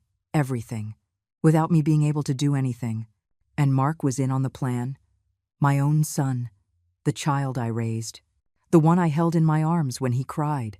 The one I fed with my own body when I didn't even have money for milk. He was planning to take everything from me. I kept recording. I recorded everything. Every poisonous word that came out of Chloe's mouth. Every cruel laugh. Every twisted plan. And when they finished and left, I saved that recording as if it were gold. Because it was. It was my weapon. My salvation. The next day, I went to look for a lawyer. I searched online. I read reviews. And I found one who had a good reputation and offered a free consultation. His name was Mr. Harrison, an older man, about 65 years old, with thick glasses and a kind smile. I went to his office with all my proof, the recordings, the photos, everything. When I finished, he leaned back in his chair and told me, "Mrs. Grace, you are in danger. What your daughter-in-law is trying to do is called fraud. And if she manages to get you to sign that power of attorney under false pretenses, you could lose everything, legally." He explained that many elderly people fall into these traps, that they sign documents without understanding what they mean, that they trust their children or relatives and end up on the street, without a house, without money, without anything. He told me I had been lucky, that I had discovered the plan in time, and that now we had to act fast. I asked him what I could do. He told me that first, we needed to secure my apartment, that no one could sell or transfer it without my physical presence and my identification, that he would put alerts on the property deed, that I should change my passwords, that I should not sign anything, absolutely nothing, without consulting him first. He also suggested something else, something that at the time seemed extreme, but now I understand was necessary. He told me, "Mrs. Grace, you have the right to ask them to leave. This is your apartment. You did not sign any lease agreement with them. They are there out of your goodwill, and that goodwill can end whenever you decide. you can give them a 30-day notice. Or, if you feel in danger, you can change the locks. It is your legal right, change the locks. The idea terrified me, but it also liberated me, because it meant I had the power, that I could get my space back, my peace, my life. I left that office with a plan. Mr. Harrison gave me documents to sign, authorizations to protect my property. He gave me his personal number. He told me to call him if anything happened, and he told me something else. Something that made me cry right there in his office. You are not a bad mother for defending yourself. You are a smart mother, and your son needs to learn this lesson. Because if you don't teach it to him, life will teach it to him in a much harder way. He was right. Mark needed to wake up, and I needed to be strong. For the first time in my life, I needed to put my needs first, before my son's, before anyone else's. I returned home with a strange feeling, fear, but also something like hope. Chloe was in the living room with her boxes. She didn't even greet me. Mark wasn't there. He had gone to a work dinner. Perfect.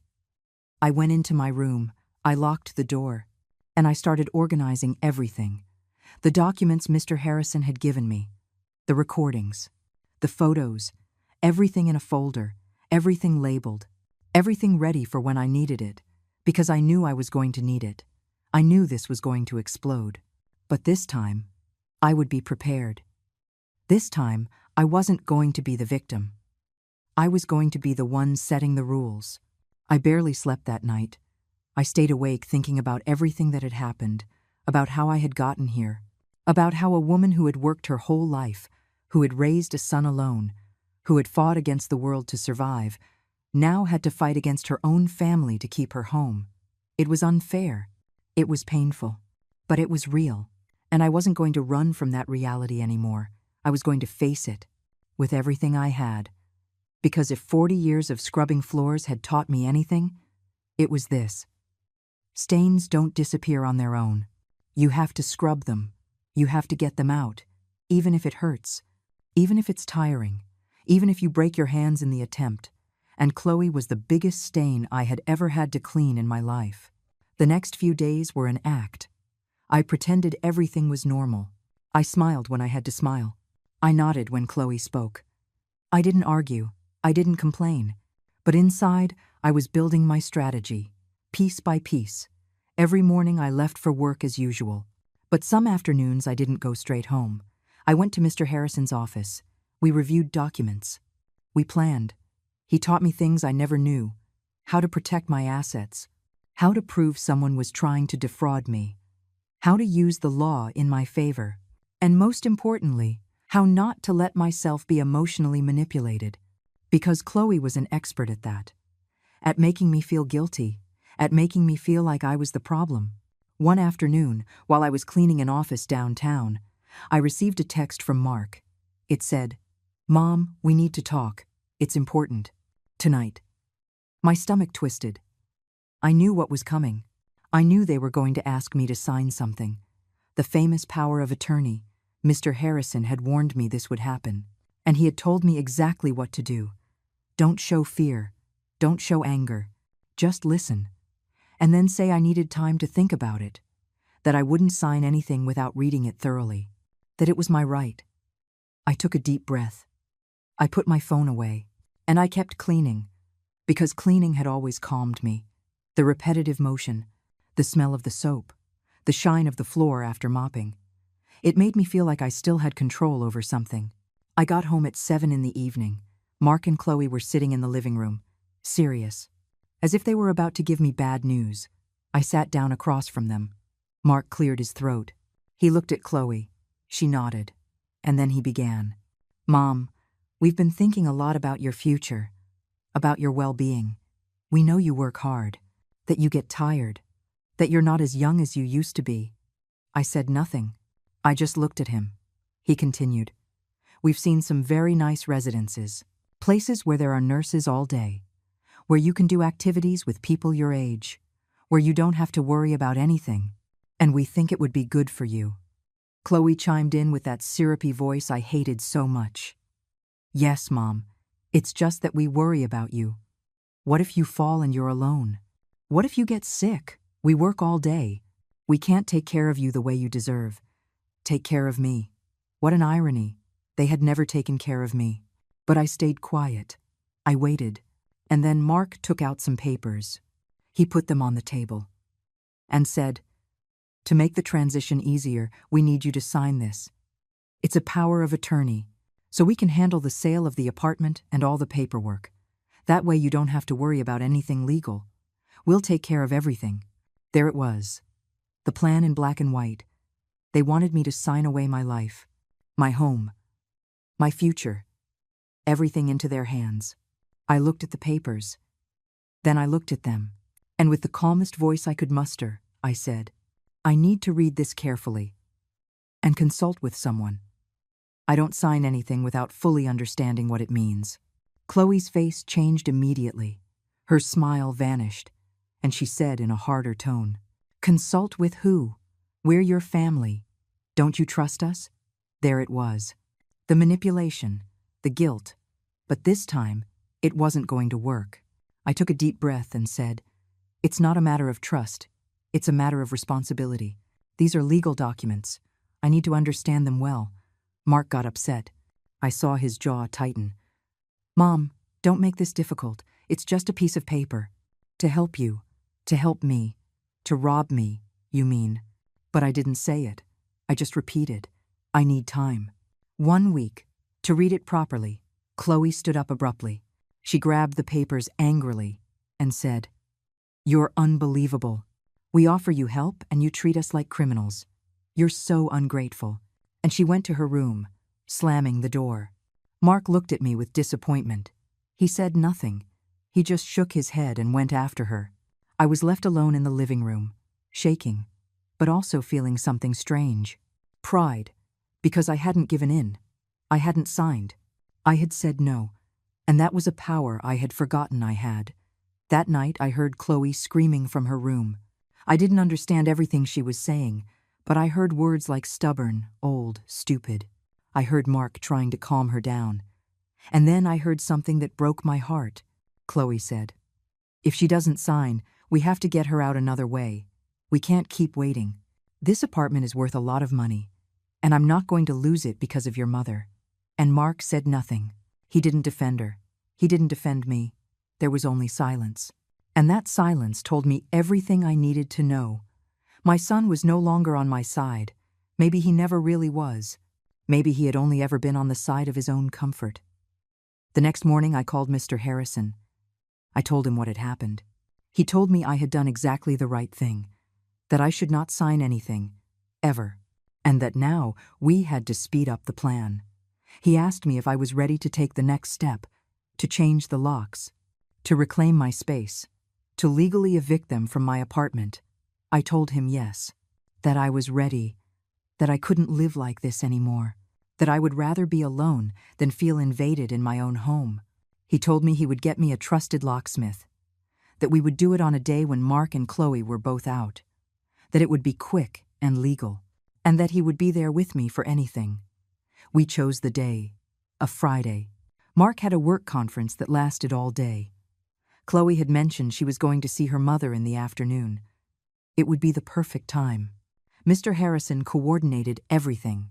The locksmith would arrive at 2 in the afternoon. I would call in sick to work, and by 4 in the afternoon, my apartment would have new locks.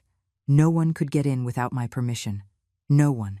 The idea filled me with terror, but it also gave me a sense of freedom I hadn't felt in years. Because for the first time in a long time, I was going to decide who entered my life and who stayed out.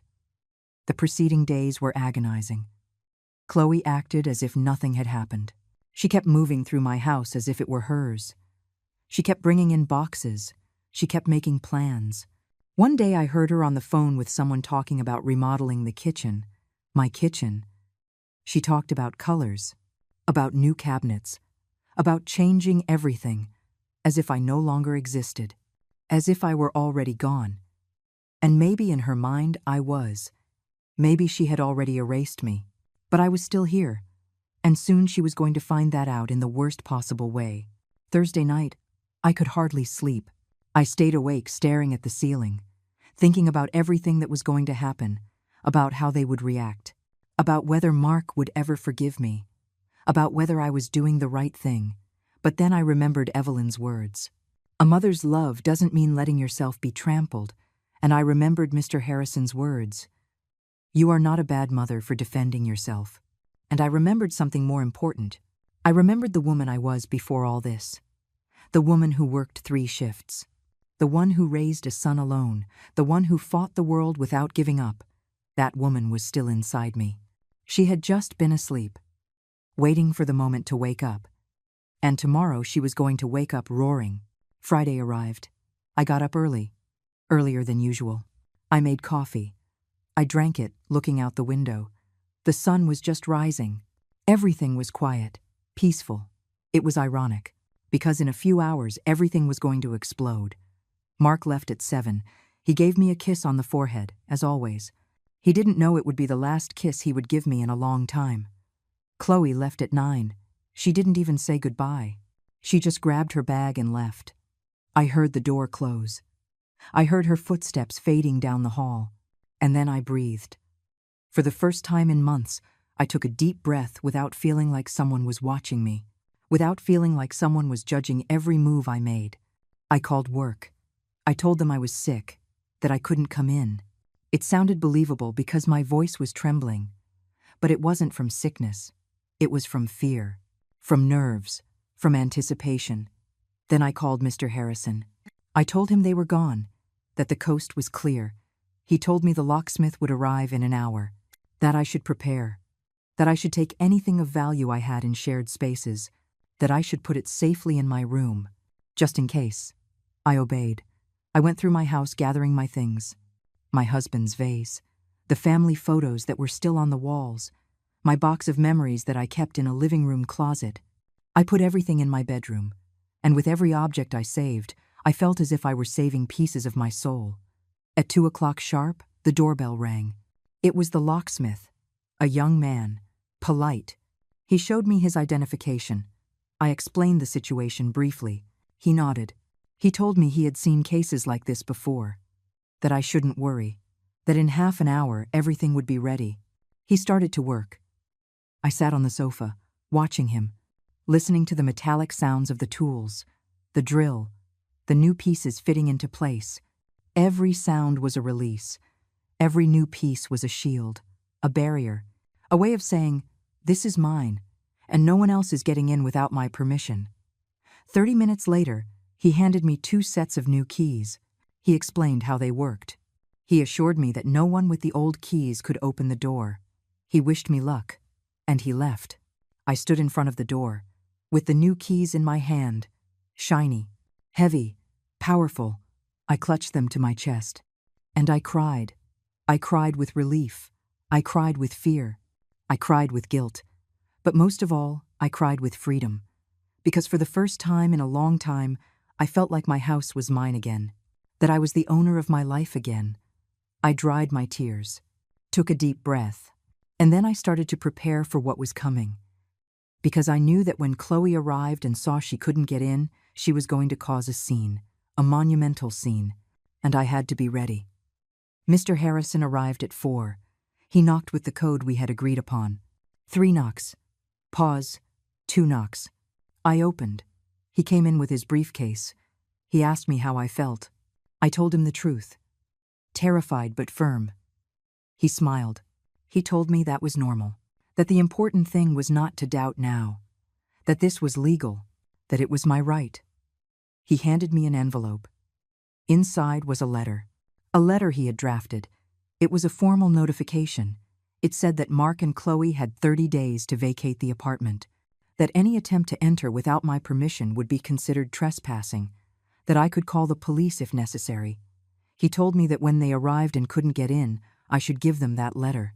Under the door, without opening it, without arguing, just the letter and silence. He explained that they would probably try to manipulate me, that they would scream, that they would cry, that Mark would say painful things to me, that Chloe would call me a monster, but that I must not open that door, that I must not give in, that if I gave in, it would all have been in vain. He made me promise I wouldn't open it. I promised him. Even though my heart was already breaking just thinking about Mark's face when he saw he couldn't get in. Mr. Harrison stayed with me until 6. We drank tea. We talked about unimportant things. I think he was doing it to distract me, to calm my nerves. And it worked a little. At 6, he left. He gave me his number again. He told me to call him if anything happened. Anything. And he left me alone. Alone with my new keys. Alone with my decision. Alone with my fear. The hours passed slowly. So slowly. I sat in my living room, now silent. No boxes. No strangers. No loud music. Just me. And the silence. A beautiful silence. A silence I had forgotten the sound of. I turned on the television. I watched the news. But I wasn't paying attention. My mind was on the door, waiting, knowing that at any moment, it was all going to explode. And then, at 11 at night, I heard the elevator. I heard footsteps. I heard voices. Mark and Chloe. They were arriving. My heart started beating so hard I thought it would burst out of my chest. I heard them approach. I heard the key enter the lock. And then I heard the sound that would change everything. The sound of a key that doesn't work. That turns but doesn't open. That gets stuck. That doesn't fit. There was silence. Then I heard Chloe say, "What's wrong? Why won't it open?" Mark tried again. Nothing. He tried again. And again. And again. And then I heard his voice, confused, worried. "It's not working. The key isn't working." Chloe tried her key. Nothing either. And that's when it started. First, it was confusion. Then, it was panic. And finally, it was fury. Chloe started banging on the door. "Mom, open the door. The key isn't working. Open up." I didn't move. I stayed seated on my sofa, with the envelope in my hands, breathing. Just breathing. The pounding got louder, more desperate. "Grace, open this door right now." "What did you do? Did you change the locks? Are you crazy?" Mark started pounding too. "Mom, open up. What's going on? Mom, please." His voice broke me. It split me in two. But I didn't get up. I didn't go to the door. I stayed there, firm, remembering everything that had happened, everything they had done to me, everything they had planned to do to me. And then Chloe lost control completely. She started screaming like she had never screamed before. "Open this damn door. This is my house. All my things are in there. You can't do this to us. This is illegal." And she pounded. She pounded so hard I thought she would break the door. The neighbors' lights started turning on. I heard doors opening. Someone asked what was happening. Chloe screamed at them that I had thrown them out on the street, that I had changed the locks without telling them, that I was a crazy old woman. And then came the scream that woke up the whole building, the scream that made the dogs bark, the scream that cut through the walls like a knife. Chloe screamed with all her soul, "Grace, you are going to regret this. I swear you are going to regret this." And she kept pounding. Mark tried to calm her, but she was out of control. And then he exploded too. He started shouting, "Mom, how could you? Who gave you permission? Open this door now. You can't do this to us. I'm your son." And those words hurt me more than anything else. Because he was right. He was my son. The son I raised. The son I loved. And now he was on the other side of the door screaming at me, as if I were his enemy. I stood up. I walked to the door, with the envelope in my hand. And I slid it underneath. In silence, the envelope appeared on the other side of the door. There was a brief silence. I heard someone pick it up. Then I heard the sound of paper tearing open. And then I heard Mark's voice reading aloud. First in silence, then in a low voice. And finally, aloud, so Chloe could hear. "Eviction notice. You have 30 days to remove your belongings. Any unauthorized attempt to enter will be reported to the authorities. Signed, Grace Herrera." Chloe exploded again. But this time it wasn't just fury. It was hysteria. It was panic. Because she had just realized that she had lost. That her plan had failed. That I was not the foolish old woman she thought I was. "This can't be real. This isn't legal. You can't just kick us out like this. We live here. We have rights, she screamed, her voice breaking. She hit the door, but no longer with force. Now, they were desperate hits, from someone who knows they've lost. Mark tried to speak. His voice was different, softer, more broken. Mom, please, let's talk. Open the door. We can solve this. It doesn't have to be this way. But I didn't answer. I stayed on the other side, with my back against the door, feeling every blow as if it were against my own heart. But I didn't give in. I didn't open, because if I opened it at that moment, everything would have been in vain. All the pain, all the fear, all the courage I had gathered to get here, it would have been lost in a second of weakness. I heard Evelyn come out of her apartment. Her voice was calm but firm. It's midnight. You are waking up the entire building. If you don't quiet down, I'm going to call the police. Chloe turned on her. This isn't your problem, you nosy old woman. Mind your own business. But Evelyn didn't flinch. My business is being able to sleep in peace. And you are disturbing the peace. You have two options. You quiet down, or I call the police. You decide. Mark intervened. Mrs. Evelyn, please. It's a misunderstanding. My mother locked us out. We need to get in. Evelyn looked at him, and with a voice I had never heard from her, she said, Mark, I've known your mother since she moved into this building. She is a good woman. And if she locked you out, it's because she had her reasons. Good reasons. Now, please leave, or I'm making the call. There was more silence. And then I heard Chloe's footsteps moving away, going down the stairs. She didn't wait for the elevator. She just ran down, like a wounded animal. Mark stayed a moment longer. I heard him breathing on the other side of the door. Heavy, tired, defeated. And then he spoke. But this time he didn't shout. He spoke low. So low I had to get close to the door to hear him. Mom, I don't understand why you did this. I thought you loved me. I thought I could always count on you. But I guess I was wrong. And then he left.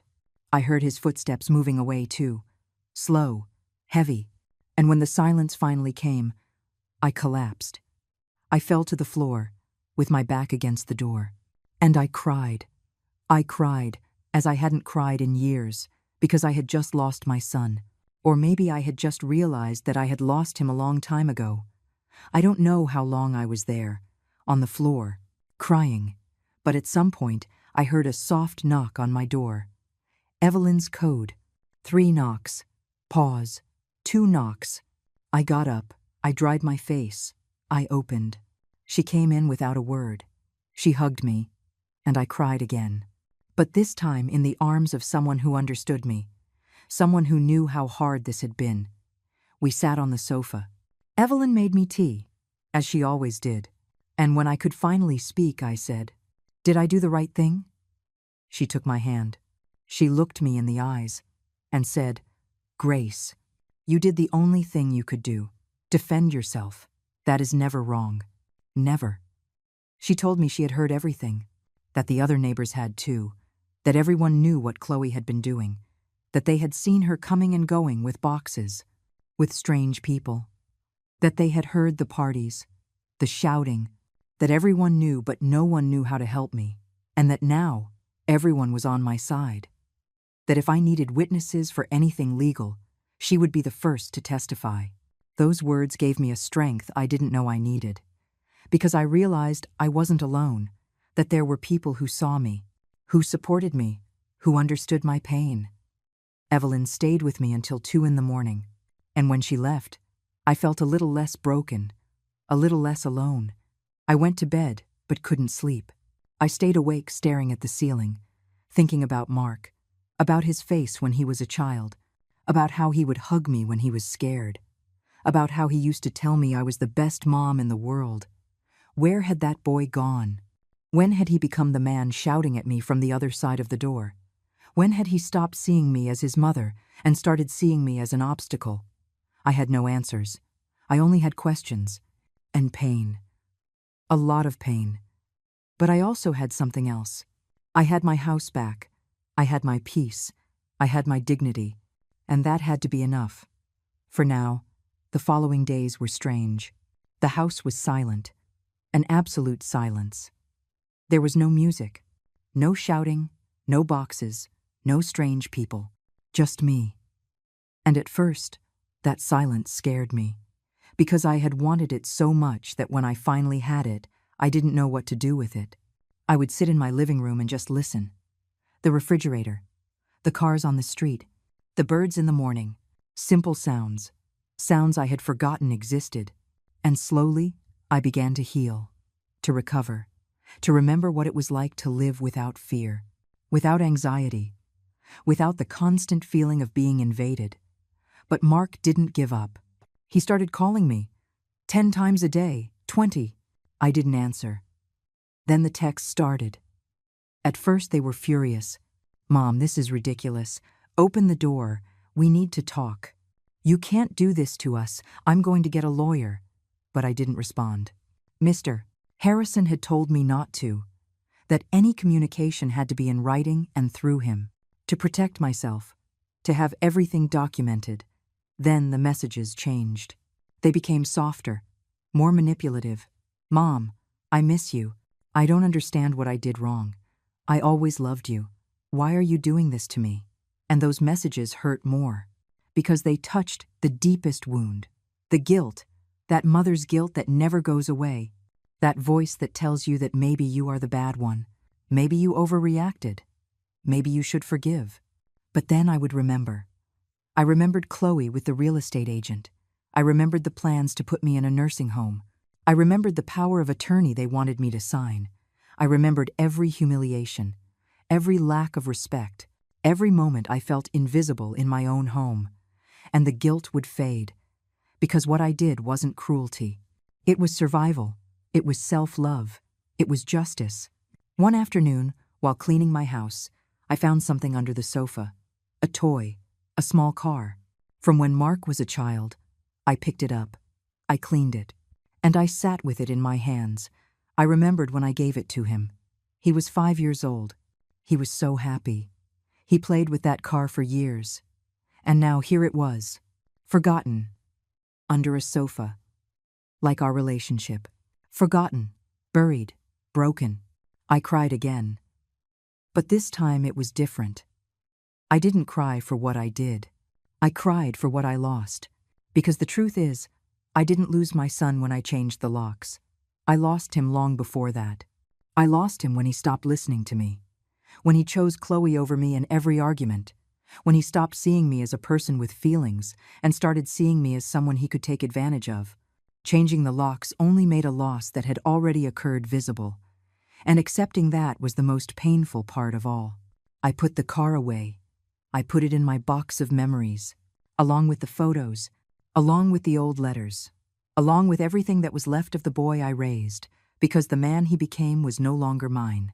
And maybe he never really was. A week passed. Then, too, Mark's messages became less frequent, the calls too. And one day, they just stopped. Total silence.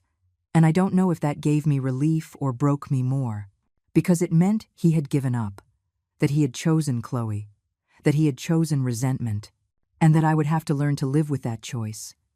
But it also meant I was free, that I could start over, that I could rebuild my life without fear, without invasion, without manipulation. And although it hurt, although I woke up at night with a tight chest, I knew I had done the right thing. Because sometimes loving means letting go, and sometimes surviving means closing doors, even if they are the doors to your own son.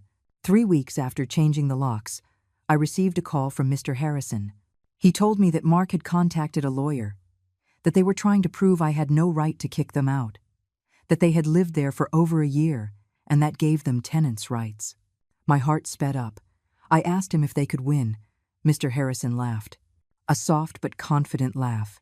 He told me no, that they never paid rent, that there was no contract, that they lived there out of my goodwill, and that goodwill had ended, that any judge would be on my side, especially with the proof we had. The recordings, the photos, the testimonies. He told me not to worry, that he would handle everything, and that I would probably receive a letter from Mark's lawyer in a few days, that I should not respond, that I should send it to him directly, and so I did. The letter arrived 4 days later. It was long, full of legal words I barely understood. But the message was clear. Mark was accusing me of emotional abandonment, of cruelty, of throwing them out on the street without justification.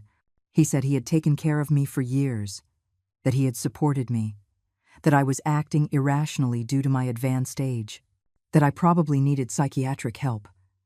Every word was a knife, because my own son was using my age as a weapon. He was telling a judge that I was senile, that I didn't know what I was doing, that I needed someone else to make decisions for me. It was exactly what Chloe had planned from the beginning, and now Mark was executing it. I sent the letter to Mr. Harrison. He read it, and he called me 2 hours later. He was angry. I could hear it in his voice. He told me that letter was an insult, that it was pure manipulation, but that it was also a blessing, because now we had written proof of their intentions, of how they saw me, of how they planned to declare me incompetent to take my property.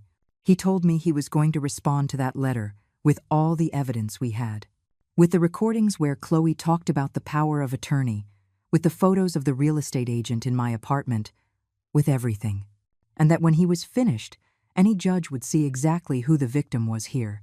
I felt relieved, but also deeply sad, because this was no longer a family fight. This was a legal battle. Cold, impersonal, painful. The days turned into weeks. I continued with my routine. I worked. I cleaned offices. I came home. But now my home was different. It was mine again. Slowly, I began to reclaim the spaces. I took out the horrible furniture Chloe had brought in. I put it in the trash.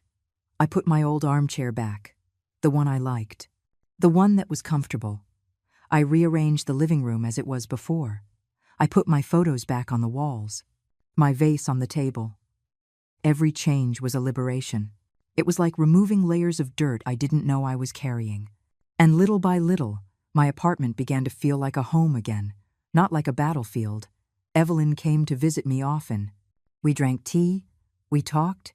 She told me stories about her own children, about how children sometimes disappoint, about how sometimes love is not enough, and her words comforted me, because they made me feel less alone in this pain. They made me understand that I wasn't the only mother who had to make difficult decisions, that I wasn't the only one who had to choose between her son and her own survival, and that choosing survival didn't make me a bad mother. It made me human. It made me strong. It made me brave. One day, while I was cleaning an office, I found a magazine. It was open to an article about family abuse. It talked about how many elderly people suffer abuse from their own children. Economic abuse, emotional abuse, psychological abuse.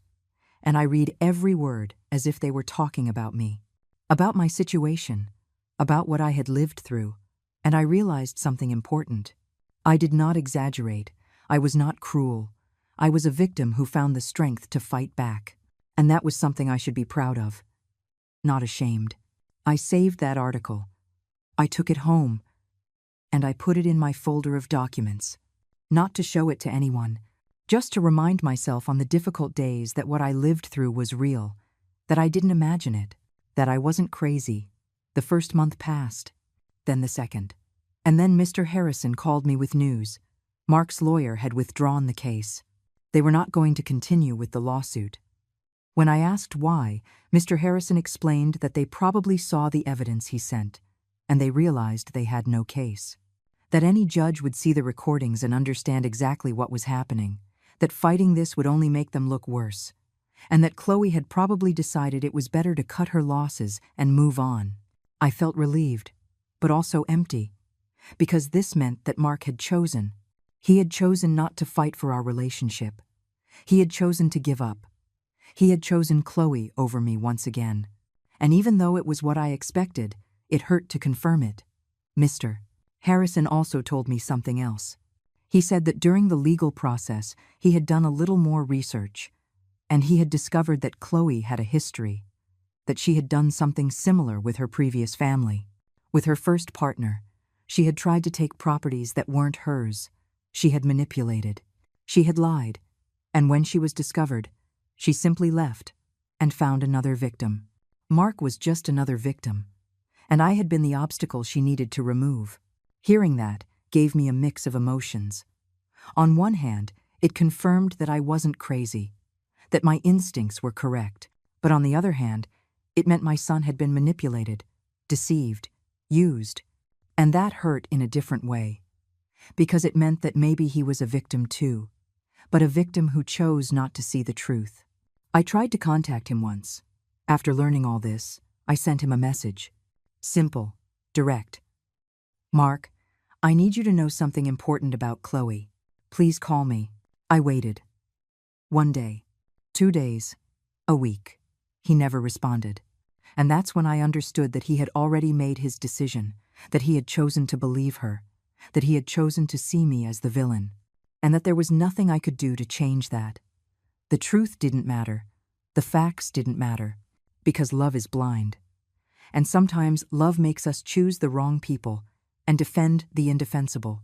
Mark had chosen his path, and I had to accept it, even if it tore me apart inside. The months passed. Winter arrived, and with it came a strange peace, a peace I hadn't felt in years. I woke up without anxiety, without fear of finding someone in my space, without fear that something else in my life would be taken without my permission. My apartment smelled different now.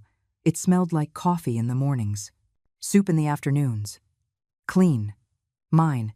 I started doing things I had stopped doing. I planted flowers on my balcony. I bought new cushions for the sofa. I painted one wall of my room a soft peach color that I had always liked. Small changes, small ways of reclaiming my space, my life, my identity. Evelyn introduced me to a group of women from the building. We met on Thursdays. We played cards. We drank tea. We talked. And I realized that many of them had similar stories. Children who didn't call, complicated families, disappointments. But they also had laughter. They had friendship.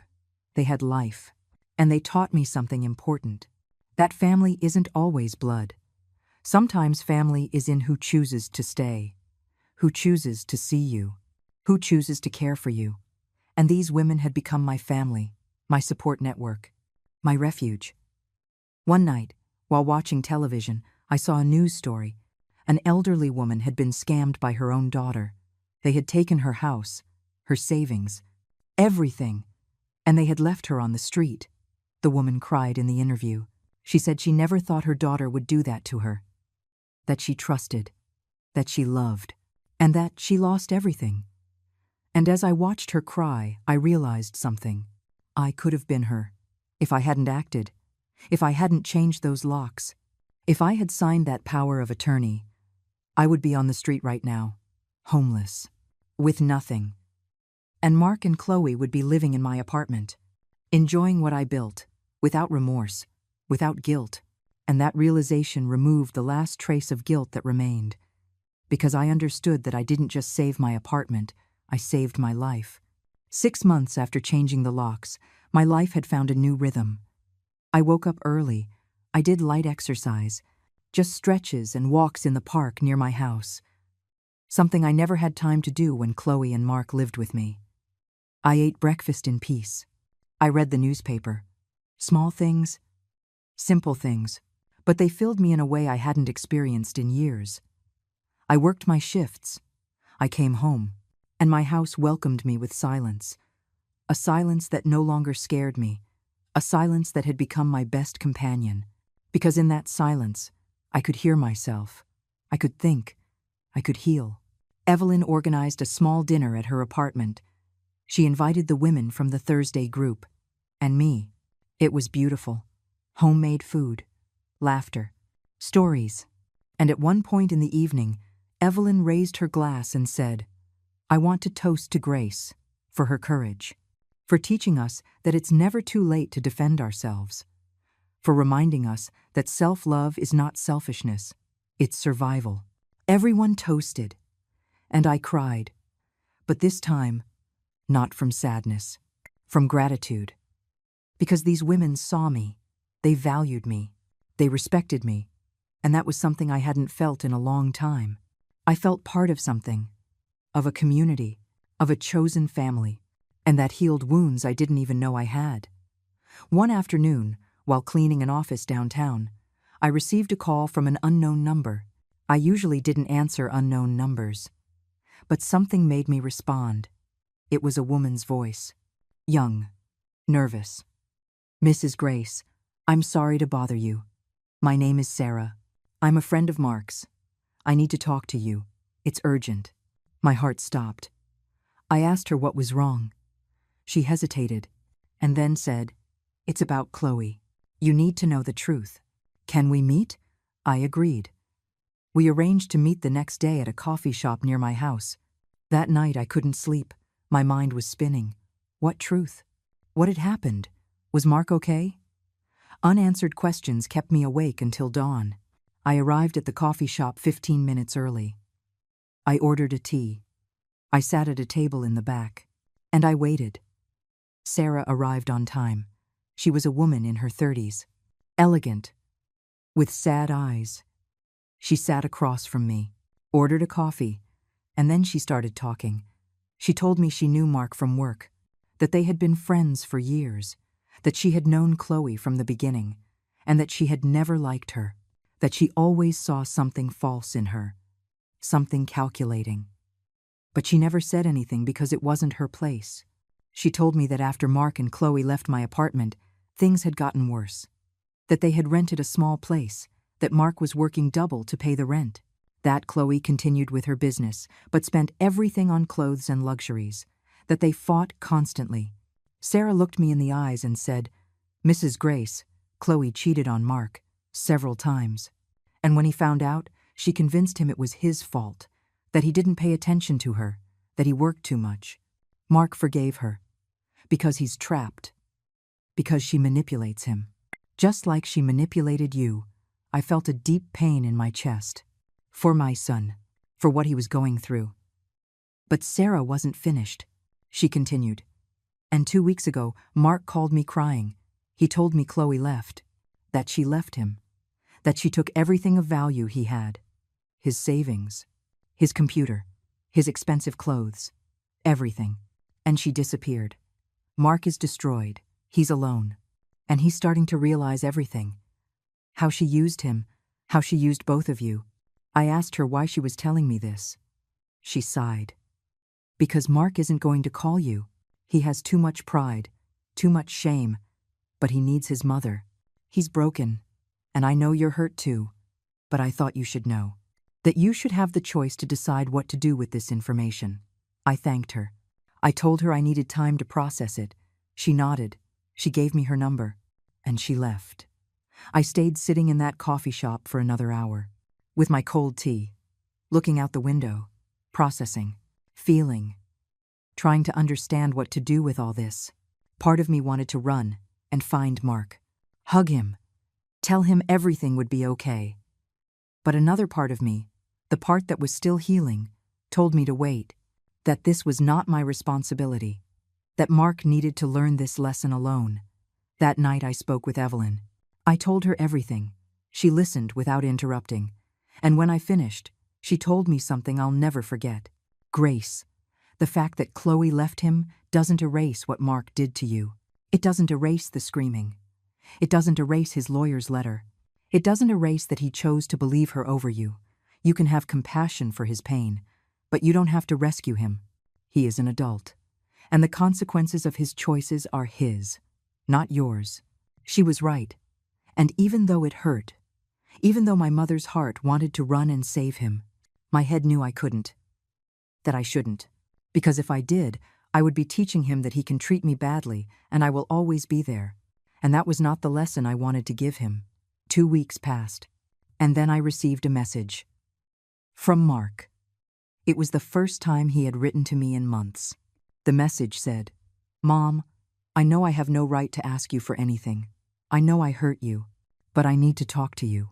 Please." My first instinct was to respond immediately, but I stopped myself. I breathed. And I called Mr. Harrison.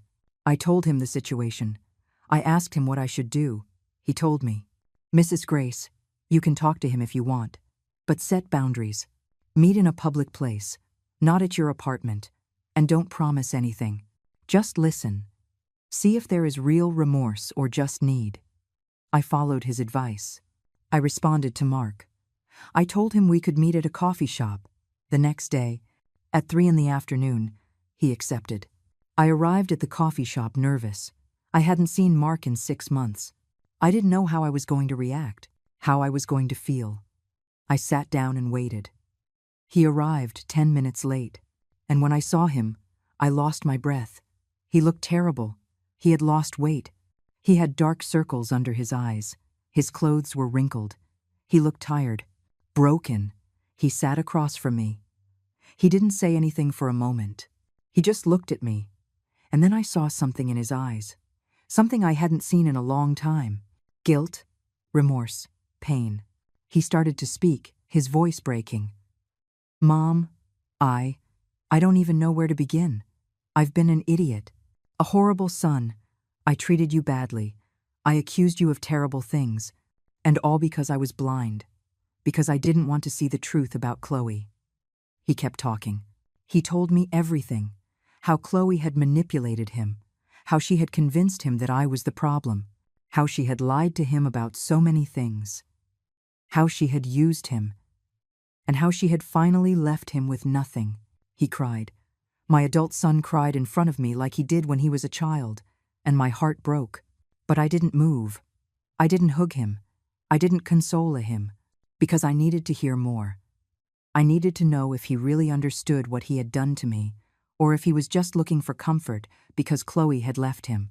I asked him directly, Mark, if Chloe hadn't left you, would you be here right now? Would you have realized anything? He fell silent. He thought, and then with brutal honesty, he said, probably not. And that kills me inside, because it means I needed to lose everything to realize what I had, to realize what I did to you. That honesty hurt me, but it also gave me hope, because it meant he was being real. He wasn't trying to manipulate me. He was truly facing his mistakes. I asked him what he expected from me, what he wanted. He took a deep breath and said, I don't expect you to forgive me. I don't expect you to take me back.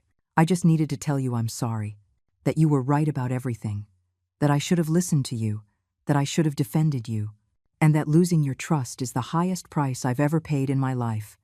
Higher than losing Chloe, higher than losing the money. Losing you was the worst, and it was my fault. His words reached me deep down, because they were the words I had needed to hear. Not excuses, not justifications, just responsibility, just truth. I told him I appreciated his honesty, that I appreciated his apology, but that I couldn't just forget everything that happened, that I needed time, that I needed to see actions, not just words, that I needed to rebuild the trust that was broken, and that it wouldn't happen overnight. He nodded. He told me he understood, that he wouldn't ask for more than I was willing to give, that he would respect my timeline, that if one day I could forgive him, it would be a gift he didn't deserve. We sat in silence for a moment, and then I asked him, Are you okay? Do you have a place to live? He nodded. He told me he was renting a small room, that he was working hard to recover, that he was in therapy, that he was trying to understand how he had gotten so far, how he had lost so much of himself. We said goodbye at the coffee shop. There was no hug, no promises, just a silent understanding that this was just the beginning of something new, or maybe the definitive end. I didn't know yet, and it was okay not to know. I went home with mixed feelings, relief at having heard a real apology, sadness for all that had been lost, and caution, a lot of caution. Because words are easy, actions are what count, and I needed to see if Mark had really changed, or if he was just hurt and vulnerable. Time would tell, and I had all the time in the world, because now my time was mine. My life was mine, and no one would take it from me again. The weeks passed. Mark would send me messages from time to time, never asking for anything, just sharing how he was, that he had finished a project at work, that he had gone to the park we used to visit when he was a kid, that he was reading a book I had recommended to him years ago. Small messages, small windows into his life. I would respond, briefly, kindly but with distance. Because I was still protecting my peace. I was still healing. And I wasn't going to rush that process for anyone, not even for my own son. Evelyn asked me once if I was going to forgive him. I told her I didn't know. That forgiveness wasn't a switch I could turn on and off. That it was a process. Long, painful, complicated. And that maybe it would never fully arrive. And that was okay. That I could live with that uncertainty. 3 months after our meeting at the coffee shop, Mark asked to see me again. This time, he had something to show me. I agreed. We met at the same place. He arrived with a box. A cardboard box full of things. He put it on the table. And he started taking out objects. My vase. The one Chloe had stored in the closet. Family photos that had disappeared. My old sheets. The blanket my husband gave me. Things I thought I had lost forever. I asked him how he had them. He explained that when Chloe left, she had left several boxes behind. Boxes with things she had taken from my apartment without my permission. Things she planned to sell or throw away. Mark had saved them. He had cleaned them. He had protected them. And now he was returning them to me.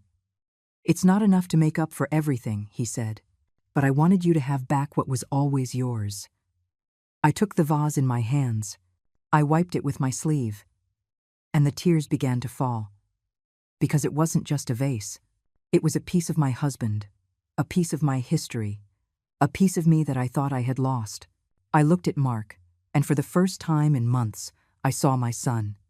Not the man who had screamed at me. Not the man who had chosen Chloe over me. But the boy I raised. The boy who loved me. The boy who was still in there somewhere, under all the pain and mistakes. I thanked him, my voice breaking, and for the first time since changing the locks, I felt that maybe there was hope. Maybe not all was lost. Maybe we could rebuild something, different from what we had before, stronger, more honest, more real. Mark started visiting me once a month, always in public places, never at my apartment. I still wasn't ready for that, and he respected it.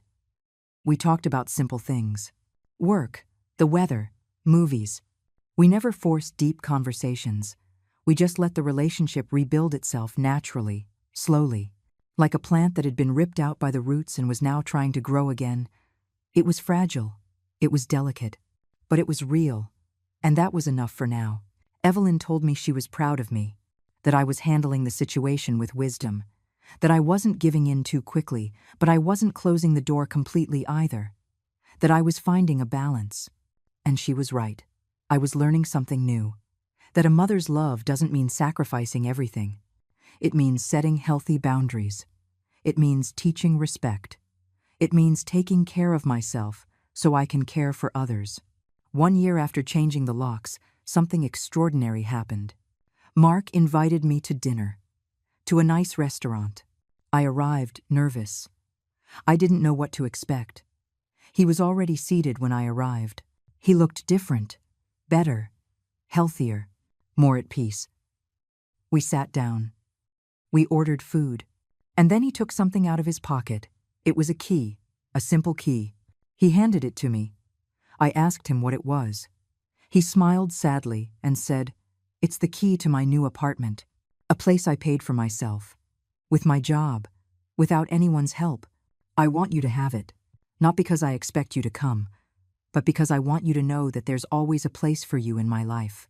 When you're ready, if you're ever ready." I took the key. I looked at it, and I felt something strange. Pride. Pride in my son. In his growth. In his effort. In his independence. I told him I was proud of him, that I could see how much he had changed, how much he had worked on himself. And then I did something I hadn't done in a year. I hugged him. It was a short hug, timid, but real. And when we pulled apart, I saw tears in his eyes. "Thank you for not giving up on me," he said. "Thank you for teaching me the hardest, but most important, lesson of my life." I told him that children don't come with an instruction manual, that we had both made mistakes, that we had both learned, and that this wasn't a perfect happy ending. It was simply a new beginning, a more honest one, a healthier one where we both knew our boundaries and respected them. In the following months, our relationship continued to improve. Slowly but steadily, Mark invited me to his apartment. I went. It was small but clean, organized. His. There was no trace of Chloe, no trace of the past. Just a man building his life from scratch. He cooked for me. A simple meal, pasta with tomato sauce. The same kind I used to make him when he was a child. And as we ate, we talked about things we had never talked about his fears, about his regrets, about how Chloe had filled a void he didn't even know he had, and about how losing me almost destroyed him.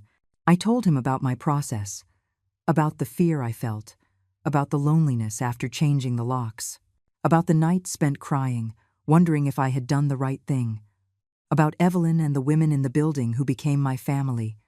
Mark asked me if he could ever come back to my apartment. I told him I didn't know, that this space was still my sanctuary, my refuge, and that I needed to keep it that way for now. He understood. He didn't push. He just said that when I was ready, he would be there, and that in the meantime he would keep showing me with actions that he had changed, that he was trustworthy again, that he deserved a second chance, not with words, with deeds. That night when I returned home, I sat in my living room, in my old armchair, looking at my apartment, the walls I had reclaimed, the space I had defended, and I felt something I hadn't felt in a long time, complete peace, because I had won. I hadn't won a war against my son. I had won a war for myself, for my dignity, for my right to exist in my own space without fear. 2 years after changing the locks, my life was completely different. I still worked, but fewer hours. I had saved enough to reduce my shifts. I spent more time with Evelyn and the women from the building. I had adopted a cat, an old cat that nobody wanted from the shelter. His name was Rusty, and he sat with me every night on the sofa. Mark and I saw each other every 2 weeks, sometimes at restaurants, sometimes at his apartment. And finally, one day, I invited him to mine. It was strange having him back there, but this time it was different. This time he was my guest. Not someone who lived there, not someone who made decisions about my space. Just a guest, who respected my rules, who valued being there, who understood the privilege it was to walk through that door. We drank coffee. We talked. He looked at the photos on the wall, the same photos Chloe had taken down and that were now back. He asked me about the cat. I told him how I had found him, and at one point in the afternoon, as the sun streamed through the window, I realized something. I had forgiven. Not completely, maybe never completely, but enough. Enough to have a relationship, enough to have peace, enough to move forward. Forgiveness hadn't been a moment. It had been 2 years of small steps, of respected boundaries, of actions that demonstrated change. And now I could finally breathe in the same room as my son without feeling resentment. When Mark left that afternoon, I stood in front of my door. The door with the new locks, the locks that had changed everything. And I thought about the woman I was 2 years ago, scared, invaded, lost in her own home. And I compared her to the woman I was now, strong, independent, the owner of her life. And I smiled. Because sometimes, protecting your peace isn't selfishness, it's survival. And changing the locks was just the beginning of taking my life back. I learned that love doesn't mean putting up with everything. That saying no is an act of self-love. That boundaries don't destroy relationships. Boundaries protect the relationships that deserve to exist. And that sometimes the greatest lesson you can give your children isn't your sacrifice. It's your dignity. That night, as I was making dinner, Rusty rubbed against my legs. Evelyn knocked on my door to invite me to play cards. And my phone buzzed with a message from Mark that said, "Thank you for today, Mom. I love you." And I realized that this was happiness. Not perfect, not without scars, but real, honest, mine. I closed my eyes. I took a deep breath, and I whispered to myself, sometimes, to get your peace back, it's not the lock that needs to change. It's the people you let in.